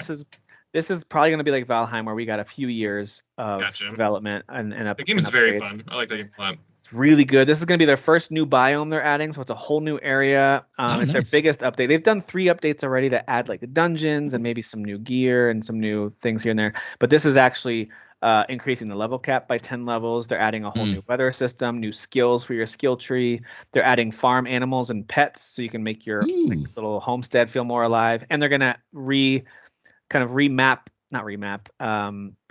I guess, a lot of the NPCs to move around your base more. Like as you recruit them, they're not just going to like stand in place where they currently do. Yeah. So the whole idea was the feedback they've gotten was, I want my base to feel more alive. I made like this whole farm base fortress, and it's just still. So they're trying to bring it alive with animals and with NPCs that move more. And this is going to add a new weather system, I guess people have been asking about. Anyway, so a lot of new crafting and building items too. So I love updates like this. I loved when Valheim did it, of course. And this is exactly what I would need to dive back into Enshrouded, because I made it pretty far in that game. I didn't finish everything that was there, but I did a lot of it. And I would absolutely jump back in. They've added stuff that I've missed, like tree houses. I guess you can build now. Tree houses, dude, like the one I built for your tree house. That was so fun. That was fun. That was building tree houses are fun. Yeah, that was a good time. Fun. So yeah, there you go. Enshrouded, still an awesome game. If you haven't tried it and you like stuff like Valheim, even if you just like Minecraft, I would suggest trying out games like Valheim and games like Enshrouded. And Enshrouded does use that voxel-based thing where everything's a little square-based and you can kind of resize the pieces as you build. So yeah, it's cool. This is interesting, and I thought it was worth bringing up to see what you guys thought about it. There's been this new state law in California that was just signed that would forbid digital storefronts from using terms like buy unless customers are explicitly warned that they're paying for a license to a game which can expire at any time. So this is going to force these storefronts to admit that players don't actually own anything. They're just purchasing a license for a digital product, and you have to read all the different agreements that you click agree on rather than actually owning it. So I do think it's good that the law is basically just saying, they're not saying you can't do it. They're saying you have to tell everyone this is what you're doing. Because a lot of people don't know this. A lot of people think, well, I own it. I bought it. It's like, you don't. Right. You don't own it. I mean, my thinking is, and I think it probably won't happen, but my thinking is when good laws like this are made, that it starts nudging things in a direction of like, screw you corporations, we do in fact own this, and you don't get to just be like, oh, this is just now gone and then it's just lost to the ethers, you know what I mean? Like, like maybe kind of start pushing things in that, because I don't think that whole stuff with like digital is just nonsense to me. It's like, listen, I spent money on this, like I should be able to just have this, you know what I mean? But, hard agree. And I do know that like you guys have brought this up before too, about the idea of licensing versus whatever. And I guess I've never taken it that seriously, because I'm like, everything I bought digitally, I still have access to. And it's been, well over 10 years that I've been buying stuff digitally, and I've still been able to go back and play it. My Steam library from like 2011 or whatever, I've been able to still go back and play. And the reality is like, yes, that's true. What happens when a license is removed then from, and it hasn't happened to me with a game that I've cared about or liked or thought about. So as far as I'm concerned, I feel like I still own this stuff digitally. Yeah. I know in the back of my mind, you don't. If perception's reality, the perception is I've been all digital for about 15 years now, just like Tim, and I've never lost access to a single game ever. Now, is that everybody's story? No. Right. Correct. But for me, I have literally never been affected by this. So it's like, it's so out of sight, out of mind to me. Do I wish there's more communication to people who don't realize that? Sure, I don't care. Yeah, make laws. That doesn't bother me at all. I'm for it even. You know what I mean? But like, I know what it is, man. Yeah. You know, like, and I know whenever you buy a mostly online game, that's not going to be around forever. You know what I mean? That's kind of the agreement that you make. But even if you buy a game that requires, even if you have a physical copy, it doesn't matter. You know what I mean? If you buy a game that requires servers, you're going to be out of luck at some point. Right. Yeah. All those look at all those people with like physical copies of Concord. It doesn't do you any good having a physical copy of it. So it's kind of a collector's item now because there's only 10,000 of them in the wild or whatever. Flip that around, yeah. So I don't know, like this doesn't bother me too much, but like, yeah, I mean, I agree with Dan that usually when there's like forced hands and stuff like that, corporations are kind of like, oh, we gotta like figure like this out. You know what I mean? I think it does lead to better reform and stuff like that. But like, I just have never been directly affected by this, so it's just like my naivety allows me to just kind of be like, yeah, whatever. No, I think the biggest. Go ahead, Dan. I was just gonna say, like, I think the biggest like thing to sort of like champion for, like, also to add to it as like an aside, is the music thing, because that's usually the big thing, right? Like taking, say, the Tony Hawk games, they remastered, right? Some of those songs in the original aren't in there because of licensing and blah blah blah, and like, and TV's affected by this too all the time. So. Yeah. A lot of old shows that were agreed upon whenever they were made did not have streaming in their guidelines. So like now when you try and bring shows to streaming and they use a lot of music of that time, Scrubs is a good example of this. All of Scrubs' music completely changed. Like the when you watched it on air, it's completely different now, and it's worse. Like the songs are worse now. Yeah, like everything about the sound of that show is worse because the music used to be part of like it sounds corny to say, the music was a character in the show. You know what I mean? Sure. But it did bring a lot of character and stuff like that. And it's just like that music was lost to time because those agreements were made to air on TV, not stream constantly, indefinitely, infinitely. You know what I mean? Right. So Yep. So a lot of old stuff like falls into these trappings, and music is usually, like Dan is saying, is the crux of it, sadly. So. You know, it's interesting. I find myself, as you can see on the shelf up here, I've got most of my physical stuff I've purchased is Nintendo stuff with the cartridges, and I like having the cases, like with Zelda here. Like I don't always do that. Like Tears of the Kingdom I bought on the online store because with their little vouchers, it was $20 cheaper to get Tears of the Kingdom that way because it was a $70 game. But I don't know. I think I just kind of pick and choose the moments when I'm like, this is worth getting a physical version, or, hey, this is actually $15 cheaper. I know I might lose access to it someday, but it's worth spending a little less money to play it. You know, that's just kind of how I've viewed it. But anyway, I think this is interesting that government is getting involved. Just knowing that corporations, regardless of the industry, need to be open and honest with their customers about what they're actually purchasing. I think that's good. I don't want them not to be able to sell things digitally because I still want to buy things digitally. But I do think it's good to have that reminder for everyone buying it. Like, hey, you're purchasing a license to play this, for example, on Steam. And so if you fear a future where Steam's going to no longer exist, then maybe don't do that, because then, yes, you wouldn't have access to that game anymore. It's true. Steam went bankrupt tomorrow. Like, we would all not have video games on our PCs. Yeah. So there's a lot of money just gone. There is a world where that is a thing, you know, but, you know, I don't know. I heard a lot. It hasn't affected me. So. I've seen a lot of gamers chatting about this and say that services like GOG is apparently more popular because you're not actually buying a license. You physically own the game and you can fire it up outside of GOG as an application. So, like, I don't know if that maybe is going to be the new wave of the future, is kind of Steam and others offering that in some way, shape, or form. But probably not, because I think their interface is what has made them so much money. People are just in the Steam platform. I'm that way. Yeah. Like, if I would rather buy you on Steam than anything else. I want you there. You know, it's true. And I don't see it going away anytime soon, by the way. Who knows what's going to happen, but I don't think so. All right, let's do one more positive one, then we'll get something negative. So Saber has Space Marine 2 story DLC and sequel ideas, both that are in the works. It was a blockbuster release. Like, it's been just super popular. It's done very well. And so they're already being asked, like, what's next? And so they are already planning on exploring potential for DLC and for a full sequel. And I just wanted to read some of these things, especially Kyle, as someone who's a big fan of Warhammer 40K, and you know the books and at least some of them, and the actual tabletop game and all that stuff. I know that you'd be excited about a lot of this, but it attracted 2 million players within a day of its release. That's crazy. That's pretty good. That's a lot for a game like this that typically is a little more niche, you would think, when you see it. I would say almost all of Warhammer is niche. You know what I mean? Like, Yeah. Yeah, there are a lot of games, but like they all occupy a lot of different genres, and not a lot of people play. You know, so. Well, it's the fastest selling game that this guy, his name is Tim Willits, and he used to be the software studio head at id Software, and it's the fastest selling game, including stuff he's worked on, like multiple Doom games, Quake, Wolfenstein, Rage. Like, this is selling faster than any of those that he worked on. Suck it, Rage. Rage 2. Yeah, Rage 2, which I like, by the way. Which I did kind of like that one. So he revealed that the budget was less than half the size of Doom Eternals, which was his last game that he did. Okay. At id Software. That's cool. And he says that they've already been talking about story ideas that could be story DLC, or a sequel. He said right now we're just catching our breath, just 2 weeks out. We're still waiting for the dust to settle. But he said we will not disappoint our Warhammer fans in the future.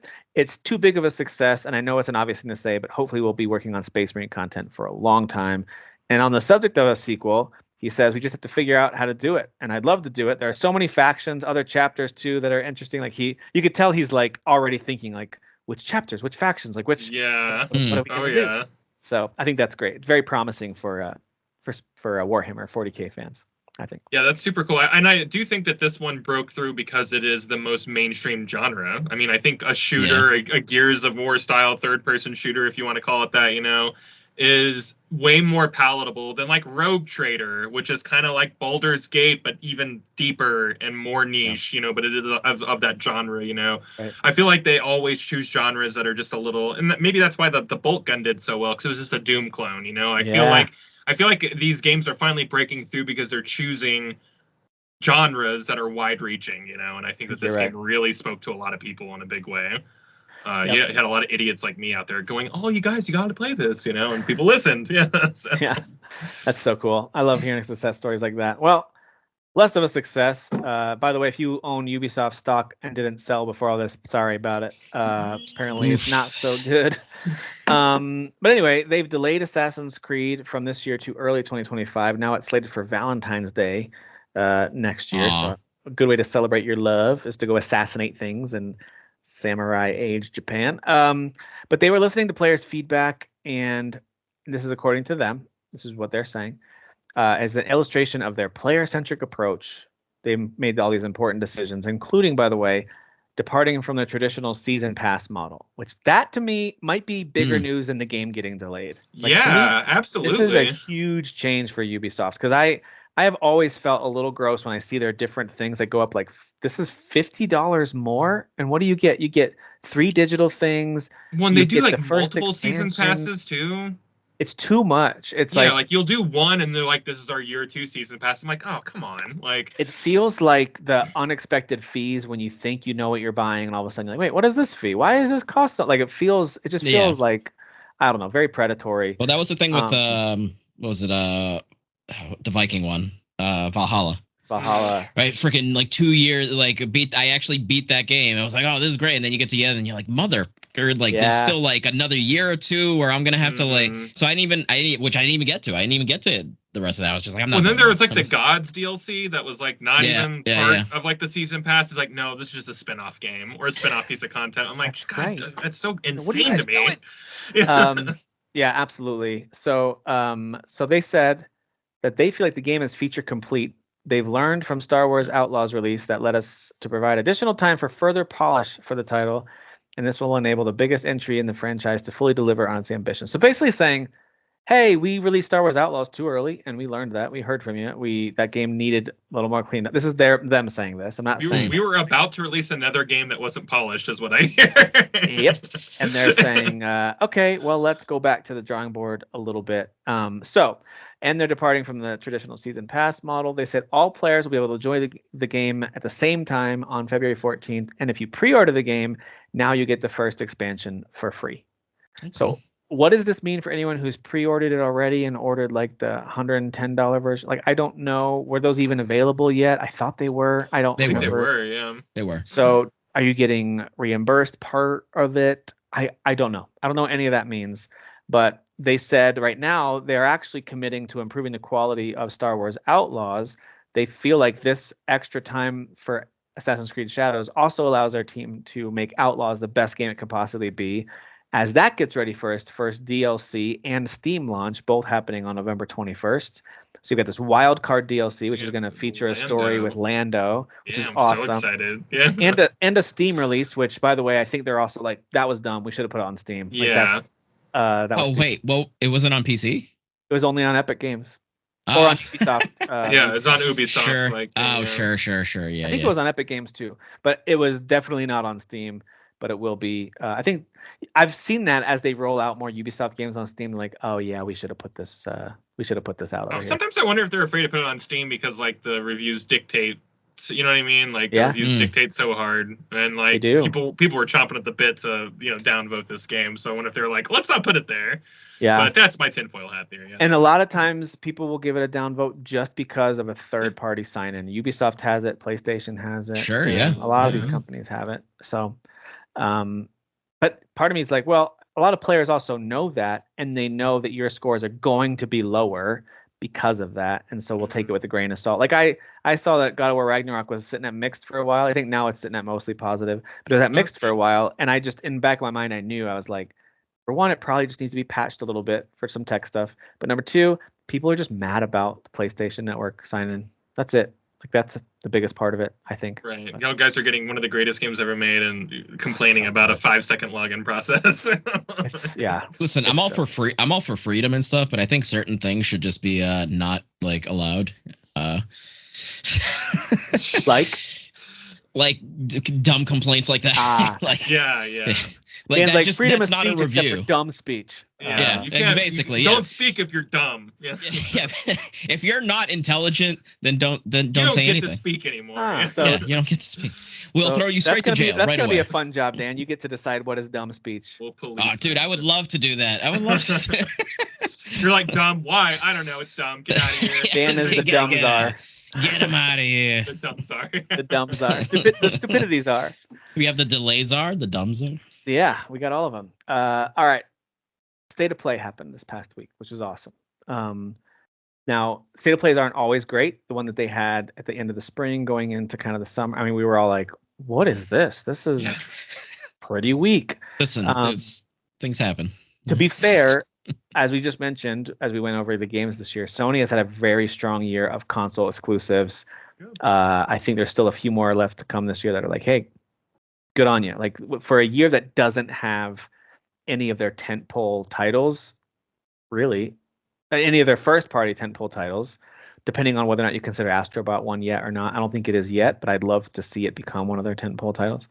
Then yeah, it's been a strong year for them. So I thought my expectations were very tempered as I went into this, and I'm curious what you guys thought. We'll go through some of the announcements. I'll highlight the big ones.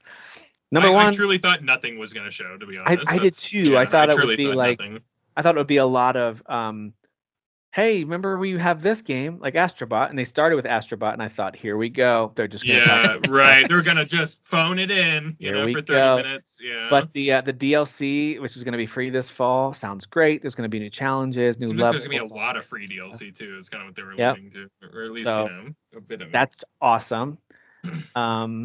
Then they did have a lot of third-party stuff talked about in addition to first-party stuff. So, for example, this game called The Midnight Walk, which looks unbelievable. It's the Lost in Random devs. If you guys have, yes. Like it's all claymation, right? Yeah, looks like horrifying, like the good kind of Tim Think Burton. Like Coraline, but rated R. You know what I mean? Yeah. Real terrifying. And it is also. At first, I saw the VR and I said, never mind. But I just realized it's PSVR 2 compatible, so you can either play it standard as a third person. Oh, okay. Yeah. Or you can use it with VR. It showed it because I thought that too, but then I remember when it shows the logo PSVR, it actually like specified. You saw right next to it, it said PS5. So in my head, I interpreted that as like two separate things. So I was like, oh, okay, that's cool. I like that.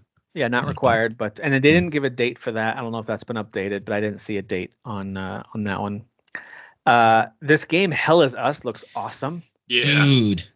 Dude, like Yeah. From Nacon, the publisher Nacon. I forget the name of the developer, but you know, Nacon does a lot of like AA games, hit or miss. Sometimes their games are cool, sometimes they're not. Like kind of like Focus Interactive and those kind of publishers. Maybe they're bigger than that. I don't know. But Hell Is Us. What do you guys think about that? I thought it looked great. I really like this trailer. Yeah. Dude, there was this and like one or two other like just random out of nowhere games that I was like, oh my Arcade god. Chronicles, which we'll get to in a second. Yeah, that one looked good too. Yeah. This was which like I think is giving an MMO. I think it says is it? fantasy action RPG, but I don't know if it's MMO or just happens to be co-op. I don't know. I'm not sure. But this was giving me like Death Stranding combined with what the hell was the procedurally generated third-person shooter game shit that I beat? No, the PlayStation exclusive game. Oh, I'm suddenly forgetting with the astronaut woman. Oh, Returnal. Returnal. Thank you. Jesus Christ. I don't know. It's just giving me like as far as like the creatures and just the creepiness. Oh yeah. I see what you're saying. Yeah, it's just I don't know, man. This just looks really. Some of the attacks and like the combat looked awesome. I have no idea if it'll feel good, if it'll be good, whatever. But boy, did it show those like white enemies with the freaking open like all the openings. It reminded me a little bit of Remnant like as well, like which Remnant's a good one Remnant too. Yeah. Or all the other games that you mentioned. Yeah, it just looked cool, man. It had a cool vibe. Actually, the white enemy specifically reminded me of the dude from the new Spider-Man movie Across the Spider-Verse. Oh yeah.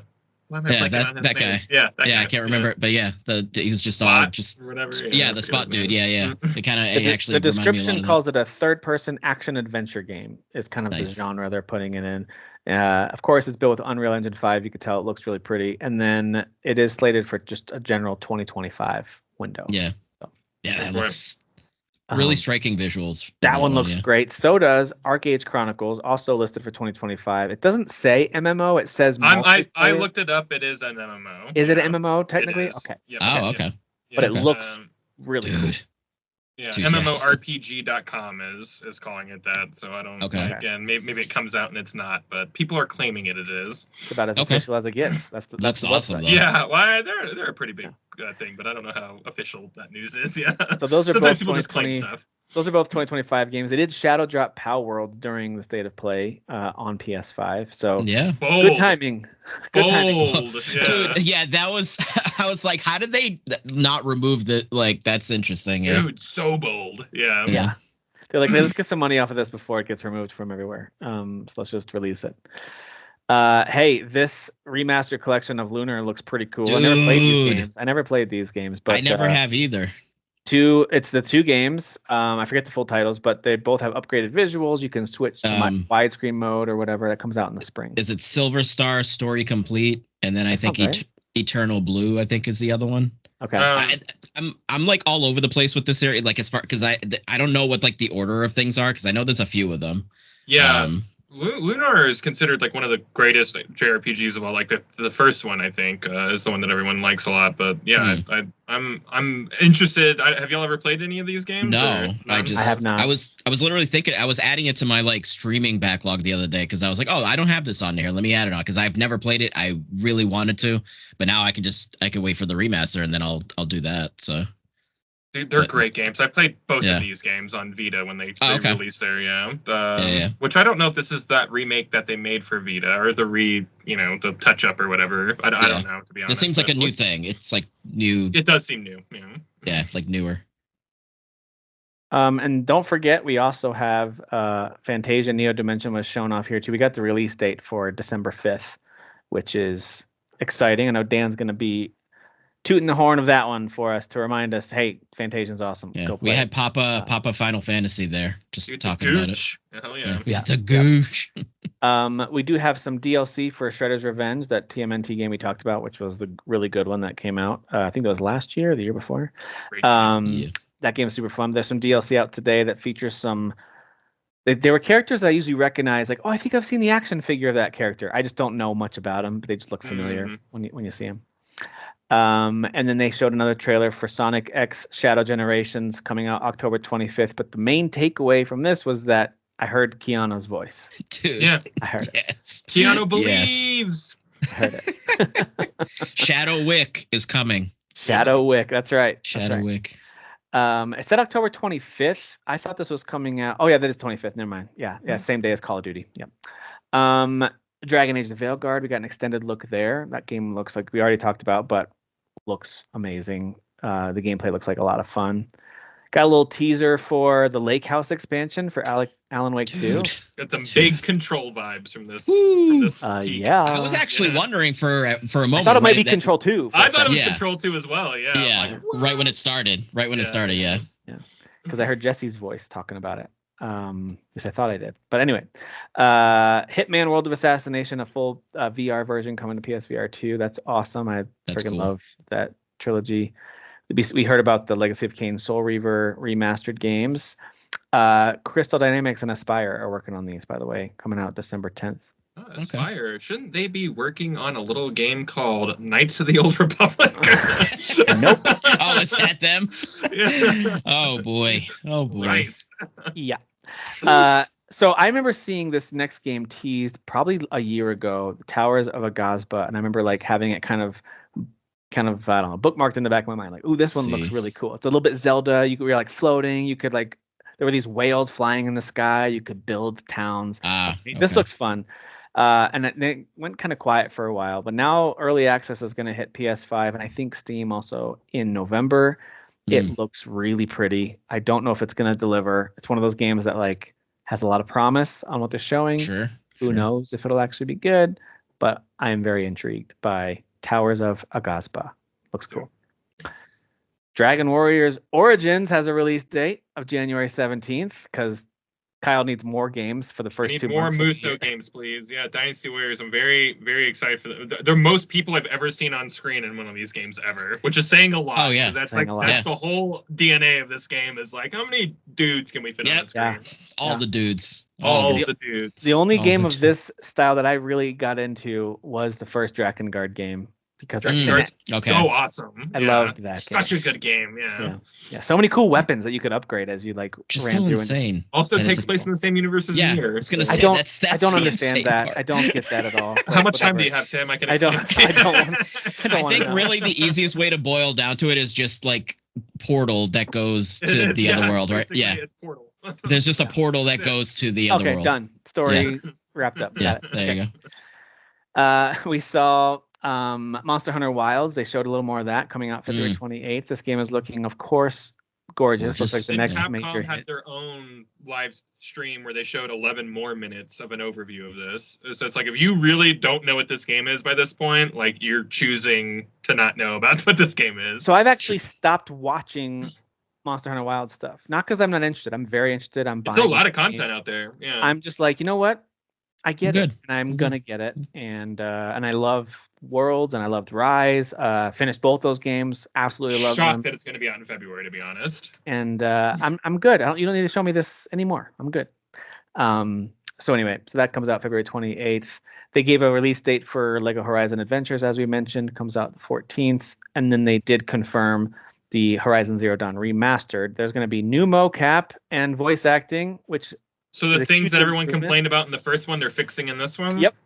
And graphical improvements. Are we still mad about this? Or they even called out, they even called out the Forbidden West DLC as like, hey, we're getting it up to par, essentially, with that. It's kind of what it said. So it's going to be PC and PS5. If you already own the original game, it's only $10 to upgrade, which is nice. Super nice. I wonder, with all that, though, is it like, because they had that on PS Plus, didn't they? Didn't they have like the complete edition of the first one on PS Plus? They did just raise the price of this game though in PS. Yeah. That too. There's that too. Yeah. I have a feeling if you have to like have a purchased copy to be able to. In most cases, in the past, like for other games that have fallen under this, like I think Last of Us was one of them. Like the Last of Us first game to upgrade to the remaster for $10, you couldn't own it on PS Plus. You had to purchase it. Yeah. So yeah.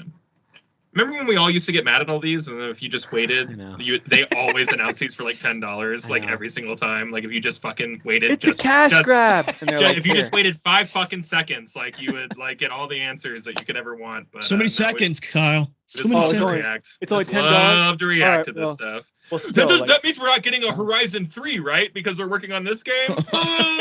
They even said in the whole trailer there that it was like a different team, right? It was like some other It's a team that completely was different team that was literally doing nothing, and instead of Right. firing them, they gave him this project. So right. shut up.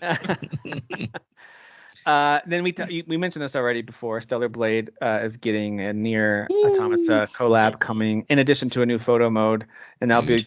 They said both are coming later this year, so I assume these are going to be rolled out October, November. Photo mode is a risky move.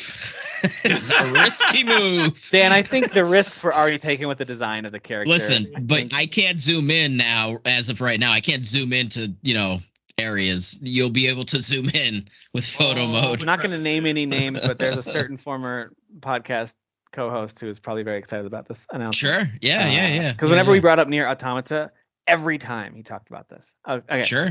Anyway, they did announce these new PS5 and DualSense controller colors with the sizzle reel of as well as the sizzle reel of PS5 Pro enhanced games. But the new colors look pretty cool, right? That kind of like shimmering color options that they had. Yeah. For a second there, I was like, wait, white? Like we already have, and then I was like, oh right, okay, it has like a shimmer. Yeah. It's like a pearl or whatever. Pearl. Yeah, it's pearl. Yeah. And then That's they cool. had a one more thing type of moment where they showed off the new game in the Ghost of Tsushima universe, or at least by the same developers, called Ghosts of YOTEI, which appears to be taking place a few hundred years later, if I understand that. 300. 300 I think it's 300. yeah. Okay, 300 years later. Female character, different cast of character, different location. Looks gorgeous. It's PS5 only, thank goodness. Yeah. And it will be PS5 Pro enhanced along with a bunch of others. And this is a 2025 game, so we still have a lot more to wait and see and hear about this one. But I don't know. You don't have to like show me gameplay before I'm convinced to buy it. Like I loved Ghost of Tsushima so much, and I love what Sucker Punch does. I'm already in. I'm already absolutely. was Living in a world in-game where Grand Theft version. Auto, Ghost of Tsushima 2, and the Oh, Wolverine game all come out in the same year, and Death Stranding 2, and Assassin's Creed Shadows. Shut up. Monster Hunter next year's gonna be Wilds. so stupid. We're talking about there not being one or two games this year that are for sure, gonna and be I 10. just named like 6 that are like for sure number one games. It's yeah. going to be like 10 So you're games not played delaying. per house. You're not delaying anything there, Kyle. No, I'm having a good day today. We're not going to GTA 6 is not arriving. in GTA 6 is 2025. 1,000% going to get delayed. Just FYI. It's- It it's literally, I think 2026. internally it already did. They just haven't announced it yet. Sure, I think it's the news I sure. was reading. I agree. So anyway, that was the state of play. What do you guys think overall? Pretty good, pretty bad, okay. What did you think? I loved it. Yeah, I thought it was Yeah. great. It was an A+. I got hyped. I by a like bunch of stuff when- at this thing. Yeah, I I like was when very new excited by quite a things- few things. Yeah, I like when new things out of nowhere are like awesome and they look cool, and I'm like, oh, now I'm excited about this new Tsushima thing. was over like way more than just like a CG trailer. Like you got gameplay. Like you got yeah, there was gameplay. in-game footage there for sure. Yeah. So like, and I'm not even the anti-CGI person, but like there's no way to really know what a game is until you see that like in footage or in-game gameplay. And I just felt like all the fields you saw and all the horse stuff and her holding two sword, like all of it was just dude. like Yes. I'm just over and over and over again, the whole trailer. Yeah. And they were tying that into Pro. 'Cause that was kind of their way of being like segueing as like, oh, so Pro games. Here's a list of Pro That's right. specific Yeah. games. And by the way, here's this thing that we're emphasizing with Pro. So what they showed us, I'm assuming, was running on a PS5 Pro. So, Yeah, I would assume right. I would Yeah, assume yeah. so. They're definitely Yeah. leaning into if you own a PS5, your games suck now. Like that's their whole marketing campaign. It feels like. yeah, you got to pick one or the other, guys. Yeah, you got to pick right. one. Or the Sorry, your Fidelity game or sucks on the old PS5. That's Yeah, right. Sorry, your game's gonna look like garbage if you're playing it on the Absolute PS5. trash. Absolute Well, trash. that's what I'll be playing it on. So we'll see. Me too, man. What happens? I'm not spending. What is it now? Like $5,000 people are charging for these pre-orders on eBay. Yes, Well, man. I'll let you guys know. Yeah. Oh yeah, you got some news there, Dan. Let's jump into things we're playing, Oh. watching, or other updates we're doing. Dan, what did you do? What kind of money did you spend? What are we doing? I spent my wife is just too nice. Really, at the end of the day, is what it is. My wife is just too nice because she's just like, listen, like you play video games. That's what you do. You love video games. Like, do you really want to get it? And I was kind of like, I mean, yeah, kind of, yeah. I mean, that gray one is like itching that PS1 nostalgia for me. That's really what got me was that combined with the fact The that I 30th realized anniversary stuff looks great. the It 30th does look anniversary really good. Pro. It looks like a server, with PS1 colors, It does. But I didn't actually realize it was 2 terabyte SSD, so that's cool because Yep. so I'll have 4 now because I have the extra 2 terabytes now, so then I'll have 4 altogether. So that's You'll cool. have a good amount, yeah. I bet those games are a little bigger though. Those PS5 Pro enhanced games. Sure. I bet you those download sizes are just Beefy. a little bit bigger. Beefy. And I didn't realize the bundle was going to have 2 controllers. I thought it was just the Edge controller. So cool. the inclusion of an extra controller there also really when you do break that, like obviously people, the discourse around that, like at first my was like, oh, I had that too. I was like $700 for a console. That's crazy. But then like once people started like actually breaking it down, like people who actually know what they're talking about and not just all the schmucks on the internet, like Digital Foundry, for example, like being like, no, like if you break this down, like compared to a PC, what these parts equal out to, it is more than 700. So it's like if you literally look at it as dollars and cents, it's actually not that bad. And the bundle, everyone has to figure out everyone needs their copium to make it okay that they spent this money. I totally get it, but I will say this: when I see the comparisons to PC prices, it's hard not to chuckle because I'm like, okay, but when you're building a PC, you can use it for everything. You don't need to just use it for games. And of course, also you have a library that is unmatched by any of the consoles. So it's a little bit apples and oranges, but I understand like technology-wise the point that's being made of like this is why it costs so much. But I also kind of go like, okay, yeah, but it's a PC. I think it's more like something to emphasize if you just don't really do, because I mean I don't actually really play a lot of games on my PC. My PC for me is mainly for streaming, and just other kind of doing this with you guys and stuff like that. I mean I'll play the occasional game here and there, but I prefer ultimately 9 times out of 10 sitting on the couch, relaxed, controller in my hand. So got it. So, but yeah, totally. I mean, again, it's the combination of all the things that really, when you add up the amount, like not $999 is really not that bad. And again, it is a limited edition. I was actually wondering, well, because it's limited edition, are they going to just tack on an extra $100 or $200? Make it like $1,200 just because it is a special, and they didn't. So that was cool. But yeah, I'm getting a Pro, guys. So I'll be the actual ultimate gamer here. I can't wait for the moment when you go to hold it up for us, when it slips out of your hands and then it breaks. Dude, and then it's like, cry. Don't cry. Just cry all the tears. So many tears. You'll have to let me know how that. You got a Portal too, right? Or no, just controllers? Oh, okay. No Portal. No. Okay. But yeah, it's exciting. I'm excited. I agree. It is exciting. I think that's a cool version to get to, the 30th anniversary. If you're going to get one, go all out and get the one that looks the coolest, Yeah. All right. What else, Dan? What else you playing? Streaming? So yeah, no, I'm still playing like all of the games because again, 1,000 games. Outlaws. Yeah. This week I was focusing mainly on Outlaws. Cool. So I've been playing that. I started Final Fantasy V last night because I beat 4 the other day, so I beat that. Dude, 4 is great, man. What a great story. And once I got past the point where I last left off when I had played the DS version, which was, man, when did the DS version come out? It was like over 10 years ago. I just don't remember exactly. Yeah, it was a while ago. Yeah, it may have been longer in 10 years. Yeah, might have been 20 years ago, but yeah. It may have been, yeah. Yeah, sure. But like apparently where I left off, I was like literally like 2-3 hours away from finishing the game. So like, it's like shame on me for just not having finished it back then. I was like basically like I was like there at the end. But that's fine. But then when I like, and now streaming it, getting to that point and like actually kind of see that like the revelations that happen at the end of that game are actually really fun. the connections of certain characters is really cool. But yeah, four is great, and it's interesting because I've been playing these in order, watching the evolution of these games of this series that I love so much as you're going between 1, 2, 3. And then when you get to 4, it's like the quality just increases in like the story. The next, like, you know, if there's like different acts of this series, it's definitely like Act 2. You know what I mean? Like things, especially about the storytelling, are definitely going in a really, really strong, you know, direction that the series becomes known for. Yeah, much more fleshed out. The characters, there's actual like definitive specific that have personalities and like better dialogue and better writing. But like 4 overall, definitely a serious game overall, and then you get to 5 and it starts out it has like a very sort of like kind of loosey goosey, like whimsical type of like energy to it. It's a little more like playful. There's still like stuff happens that's serious. So far I'm only like a couple hours in, but it definitely has a different energy compared to 4.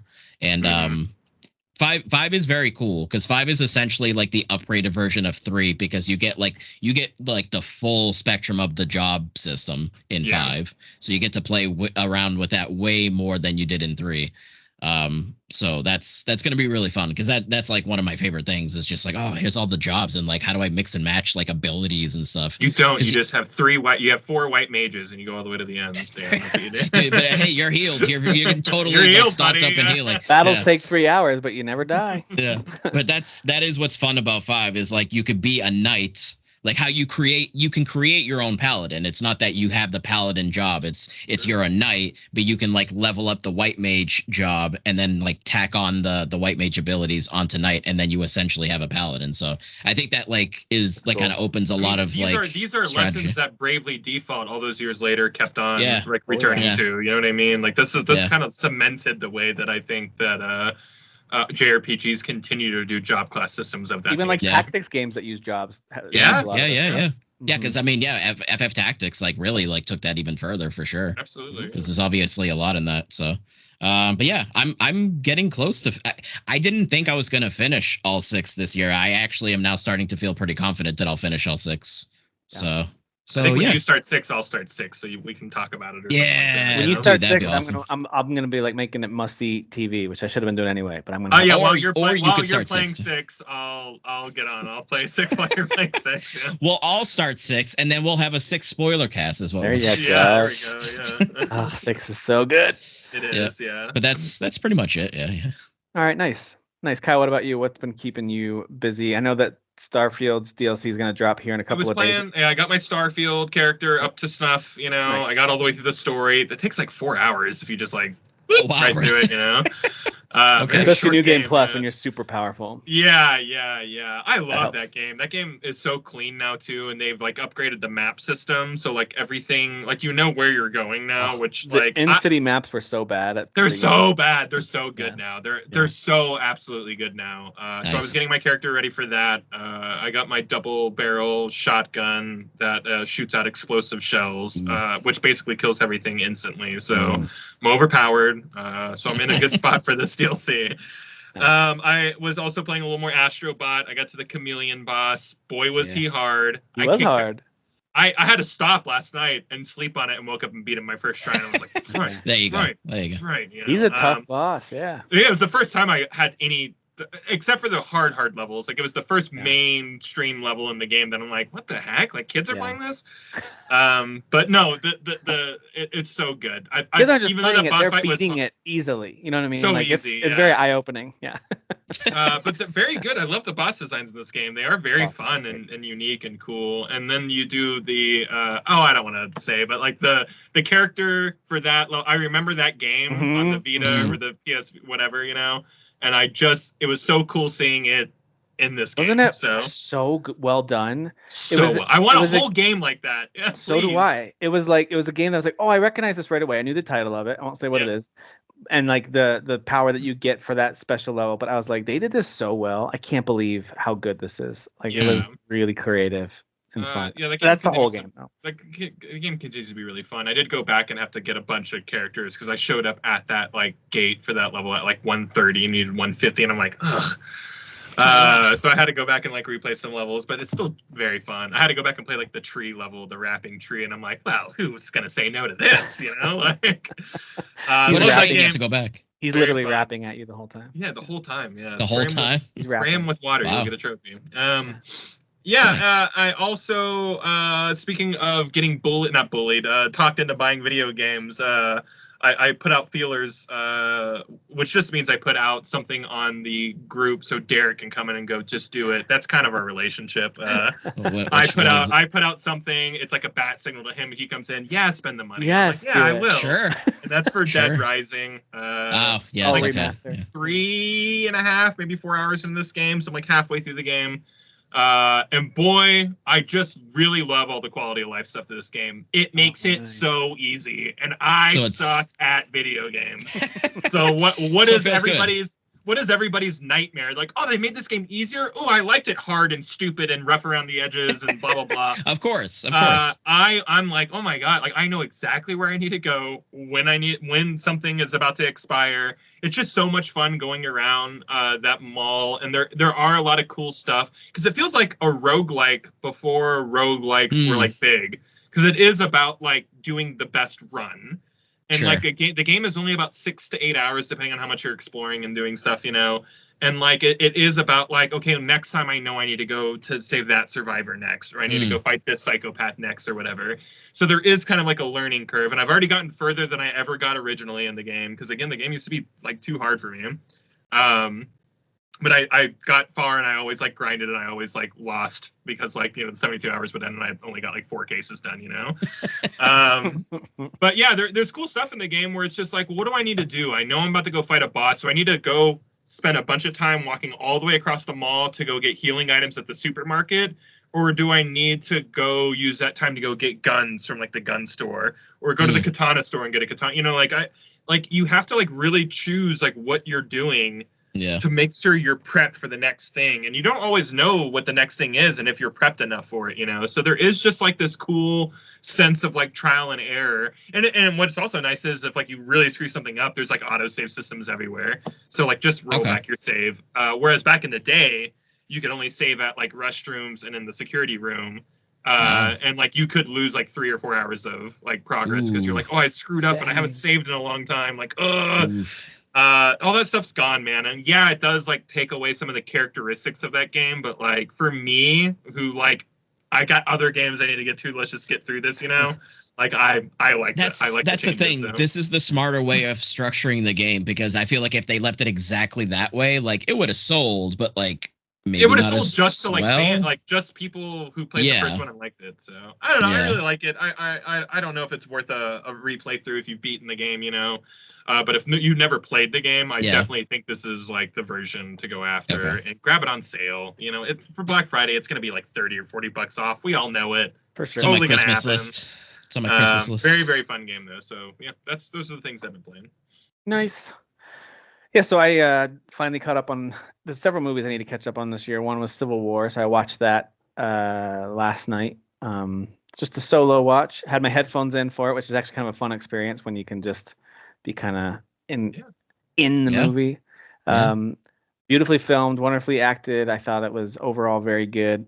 I really very polarizing movie, that one. Sometimes I don't like when there's such a song choice. The score was amazing, but the song choice is like the actual like soundtrack songs that are selected, that are like pop songs or rap songs or whatever that's brought in certain moments. Part of me goes, I get what's happening here. They're trying to almost make you think and catch you off guard, as something on screen does not match at all with the music. But I think by the third one, I was legitimately annoyed by it. I was like, I get it. You're very creative. You came up with a song that doesn't fit the scene at all. Good. Like I was a little bit annoyed. But overall, I thought the movie was. I thought the whole final sequence was incredible. It's like, so good. That whole DC scene is like so spectacular. It was so well filmed. That whole final sequence. I love outside, the ending too. All the way to the inside. The ending is so good. I won't ruin it, but just that'll do. Yeah, that'll do. That'll do. I love it. And I'll tell you, I've heard some conversations around this, whether it was on like other gaming podcasts or other movie podcasts. I've heard people talk about it, and some people think that the movie needed to say something stronger about today's politics. And I know where they're coming from. These particular folks are very left-leaning, and they're mad that they didn't make it clear in the movie that conservatives were the bad guys. I'm like, that's the whole point of the movie, is you don't know. They make California and Texas allies against the main U.S. No, there was a purposeful shroud. You don't know who's on what side, and who's conservative, and who's. Here's why I like that, because I don't think any one worldview should be demonized in a movie like this. It's talking about how stupid it is and how violent it is and what a waste of life it is to have a civil war over these issues. The purpose of the movie is if this happens, both sides were wrong. You know what I mean? Like if we allowed this to happen, then nobody was right. You know what I mean? And I think the photographer actually says that. She says, when I send back Kirsten Dunst, who does a great job in this movie, she makes this. She has a great line where she talks about, like, every time I took a picture and sent it back, the whole point was to tell people not to do this. Like, that's every time I'm in a war zone, that's what I'm trying to do. And I thought that was to me, that was the character's motivation. And I loved that. I thought it was great. I didn't need to know whose politics were what. Actually, you could have made an argument that at any given time, either side probably could have matched up with either side of today's major political polarization. But I didn't care about that. As someone who relatively floats around the middle and has different views that kind of lean one way or another at all different times, I really liked that it didn't do that. It was showing how when we are so separated and everyone on the other side is an actual idiot and an evil person and wants to kill us, the more you view that, the more you say it, the more you ingrain it, the more that this kind of thing could actually happen. That's what made me, I was thinking about it afterwards, after I got over the song choice stuff. I gotta let that go. But I was thinking about it afterwards, and I was just like, this could happen. And the reason it could happen is because I hear candidates and supporters on red and blue sides say things about the other side that I'm just like, are you serious? Like, they're Americans just like you are. You just don't agree on what laws should be passed. Like, why would you say that about another American? Painting them as mortal enemies. Anyway. So it sounds like the movie succeeded in the messaging that it was trying to. I whether or not that message was picked up on the masses, it wasn't. It's about war journalism and how the story they're trying to tell about how war is pretty much destroying us from the inside. Obviously, it's a civil war, but like, war is inhumane and nobody's right who partakes in it. Like that's kind of like the message, And everyone involved was Americans, and they were killing each other. But everyone was there's that really scene with the sniper or whatever, and he's like, "Well, whose orders are you on?" He's like, "What are you?" Like, we're shooting at them because they're shooting at us. And it's like, well, who are they? He's like, no one's giving us orders. Matter. I don't care who they are. They're shooting at us. So there's that moment where you see a soldier and like you don't even know what side that soldier is on. I love that too.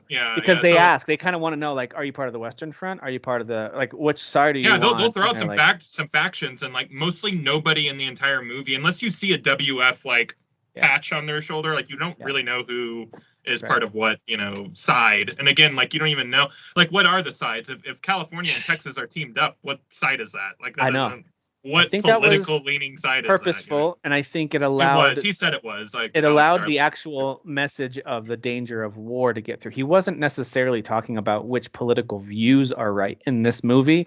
He was talking about the danger of war and how violence can happen from all these things we're saying.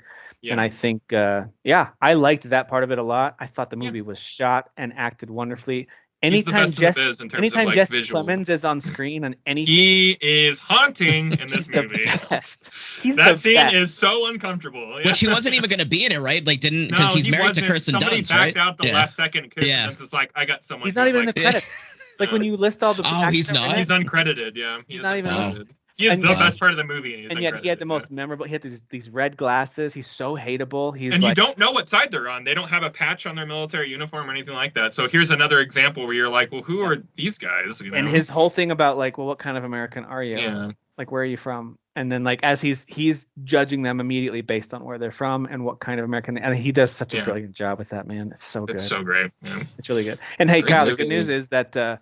Sounds like Colorado is pretty independent from this war when it. We were like, we're stayed out of it. We are not doing this. States like us and Missouri were listed as the states that are just living on their farms, ignoring what's happening. I'm like, good. You hear a lot about like Florida bullying all like their neighbor states. They're like, they really want to like, take care of the states around them, but they just can't because they're not really competent, And I'm like, that's funny. Sure. I like little tidbits like that. What about us New Englanders? What is anything? They didn't mention you guys. Really? No, okay. No. You're part of. I still think you're part of the main United States. I believe. Yeah, I think. Yeah, okay. You're backing up the fascist president. So good job, because Dan. New York City, somebody has to. The opening scene is like devastating. And it's New York City. It's pretty crazy. Wow, that's ballsy. The water tank scene, that's ballsy to have the that whole in movie. And sorry, we're spending so much time on this, but like a movie in today's climate about storming the Capitol, like storming the White House, and to try and kill the president is crazy. Like that's a crazy. They really went for it, in terms of like the visual and just watching like monuments in Washington D.C. get blown up by U.S. military equipment. Like it was dystopian in all the right ways. Like it was very, very, very visually haunting. You know what I mean? Yeah, it was one of the first times I've seen a post-apocalyptic where there isn't a monster or a zombie horde that they're worrying about. It's just humans are the monsters. Yeah, humans are the monsters. So I do recommend it as a thought piece. And if you're a movie fan, if you appreciate good writing and good filming and editing, like absolutely worth it for that too. It's very. Is this on any streaming or on is HBO? It's on Hulu. Oh yeah, okay. HBO. Yeah, HBO. Okay. Or Max. Sorry, it's on Max. It's Max. It's on Max. So I watched that, enjoyed that. I have been playing. I wanted to make sure that I mentioned a little more of UFO 50. I'm playing more Core Keeper. That is super fun. I love that game. It's adorable. It's a good time. And then I played more UFO 50, and I haven't even played all 50 games yet. But I'm actually not in a hurry to. Like I'm trying. How are you playing them? I'm going in order. Okay. And so, and I mentioned this. I know Kyle, you were out, but you've caught up on what it is. I know you've read about or heard about what it is. But the games legitimately are worse at the top left, and as you work your way across, they slowly because you're going down the release order, right? Right, because according to this UFO Soft, it sounds too much like it. It's probably according to this UFO Soft company's fake history. It was like 81, 82. I forget when the first game is through like 1990 or 89 or something like that. And so the games are going to get better as they go. And I'm right at the middle. I think I've done just under 30 games now. And I've hit some that are like, dude, this could have been released as a separate indie game and would have done great. Like, I'm getting to the point now where there's a few of those that I've hit. I'm like, this is really good. This one's really fun. There's others that I'll skip. I'm like, yeah, that's not my thing. But I'm trying all of them. Yeah.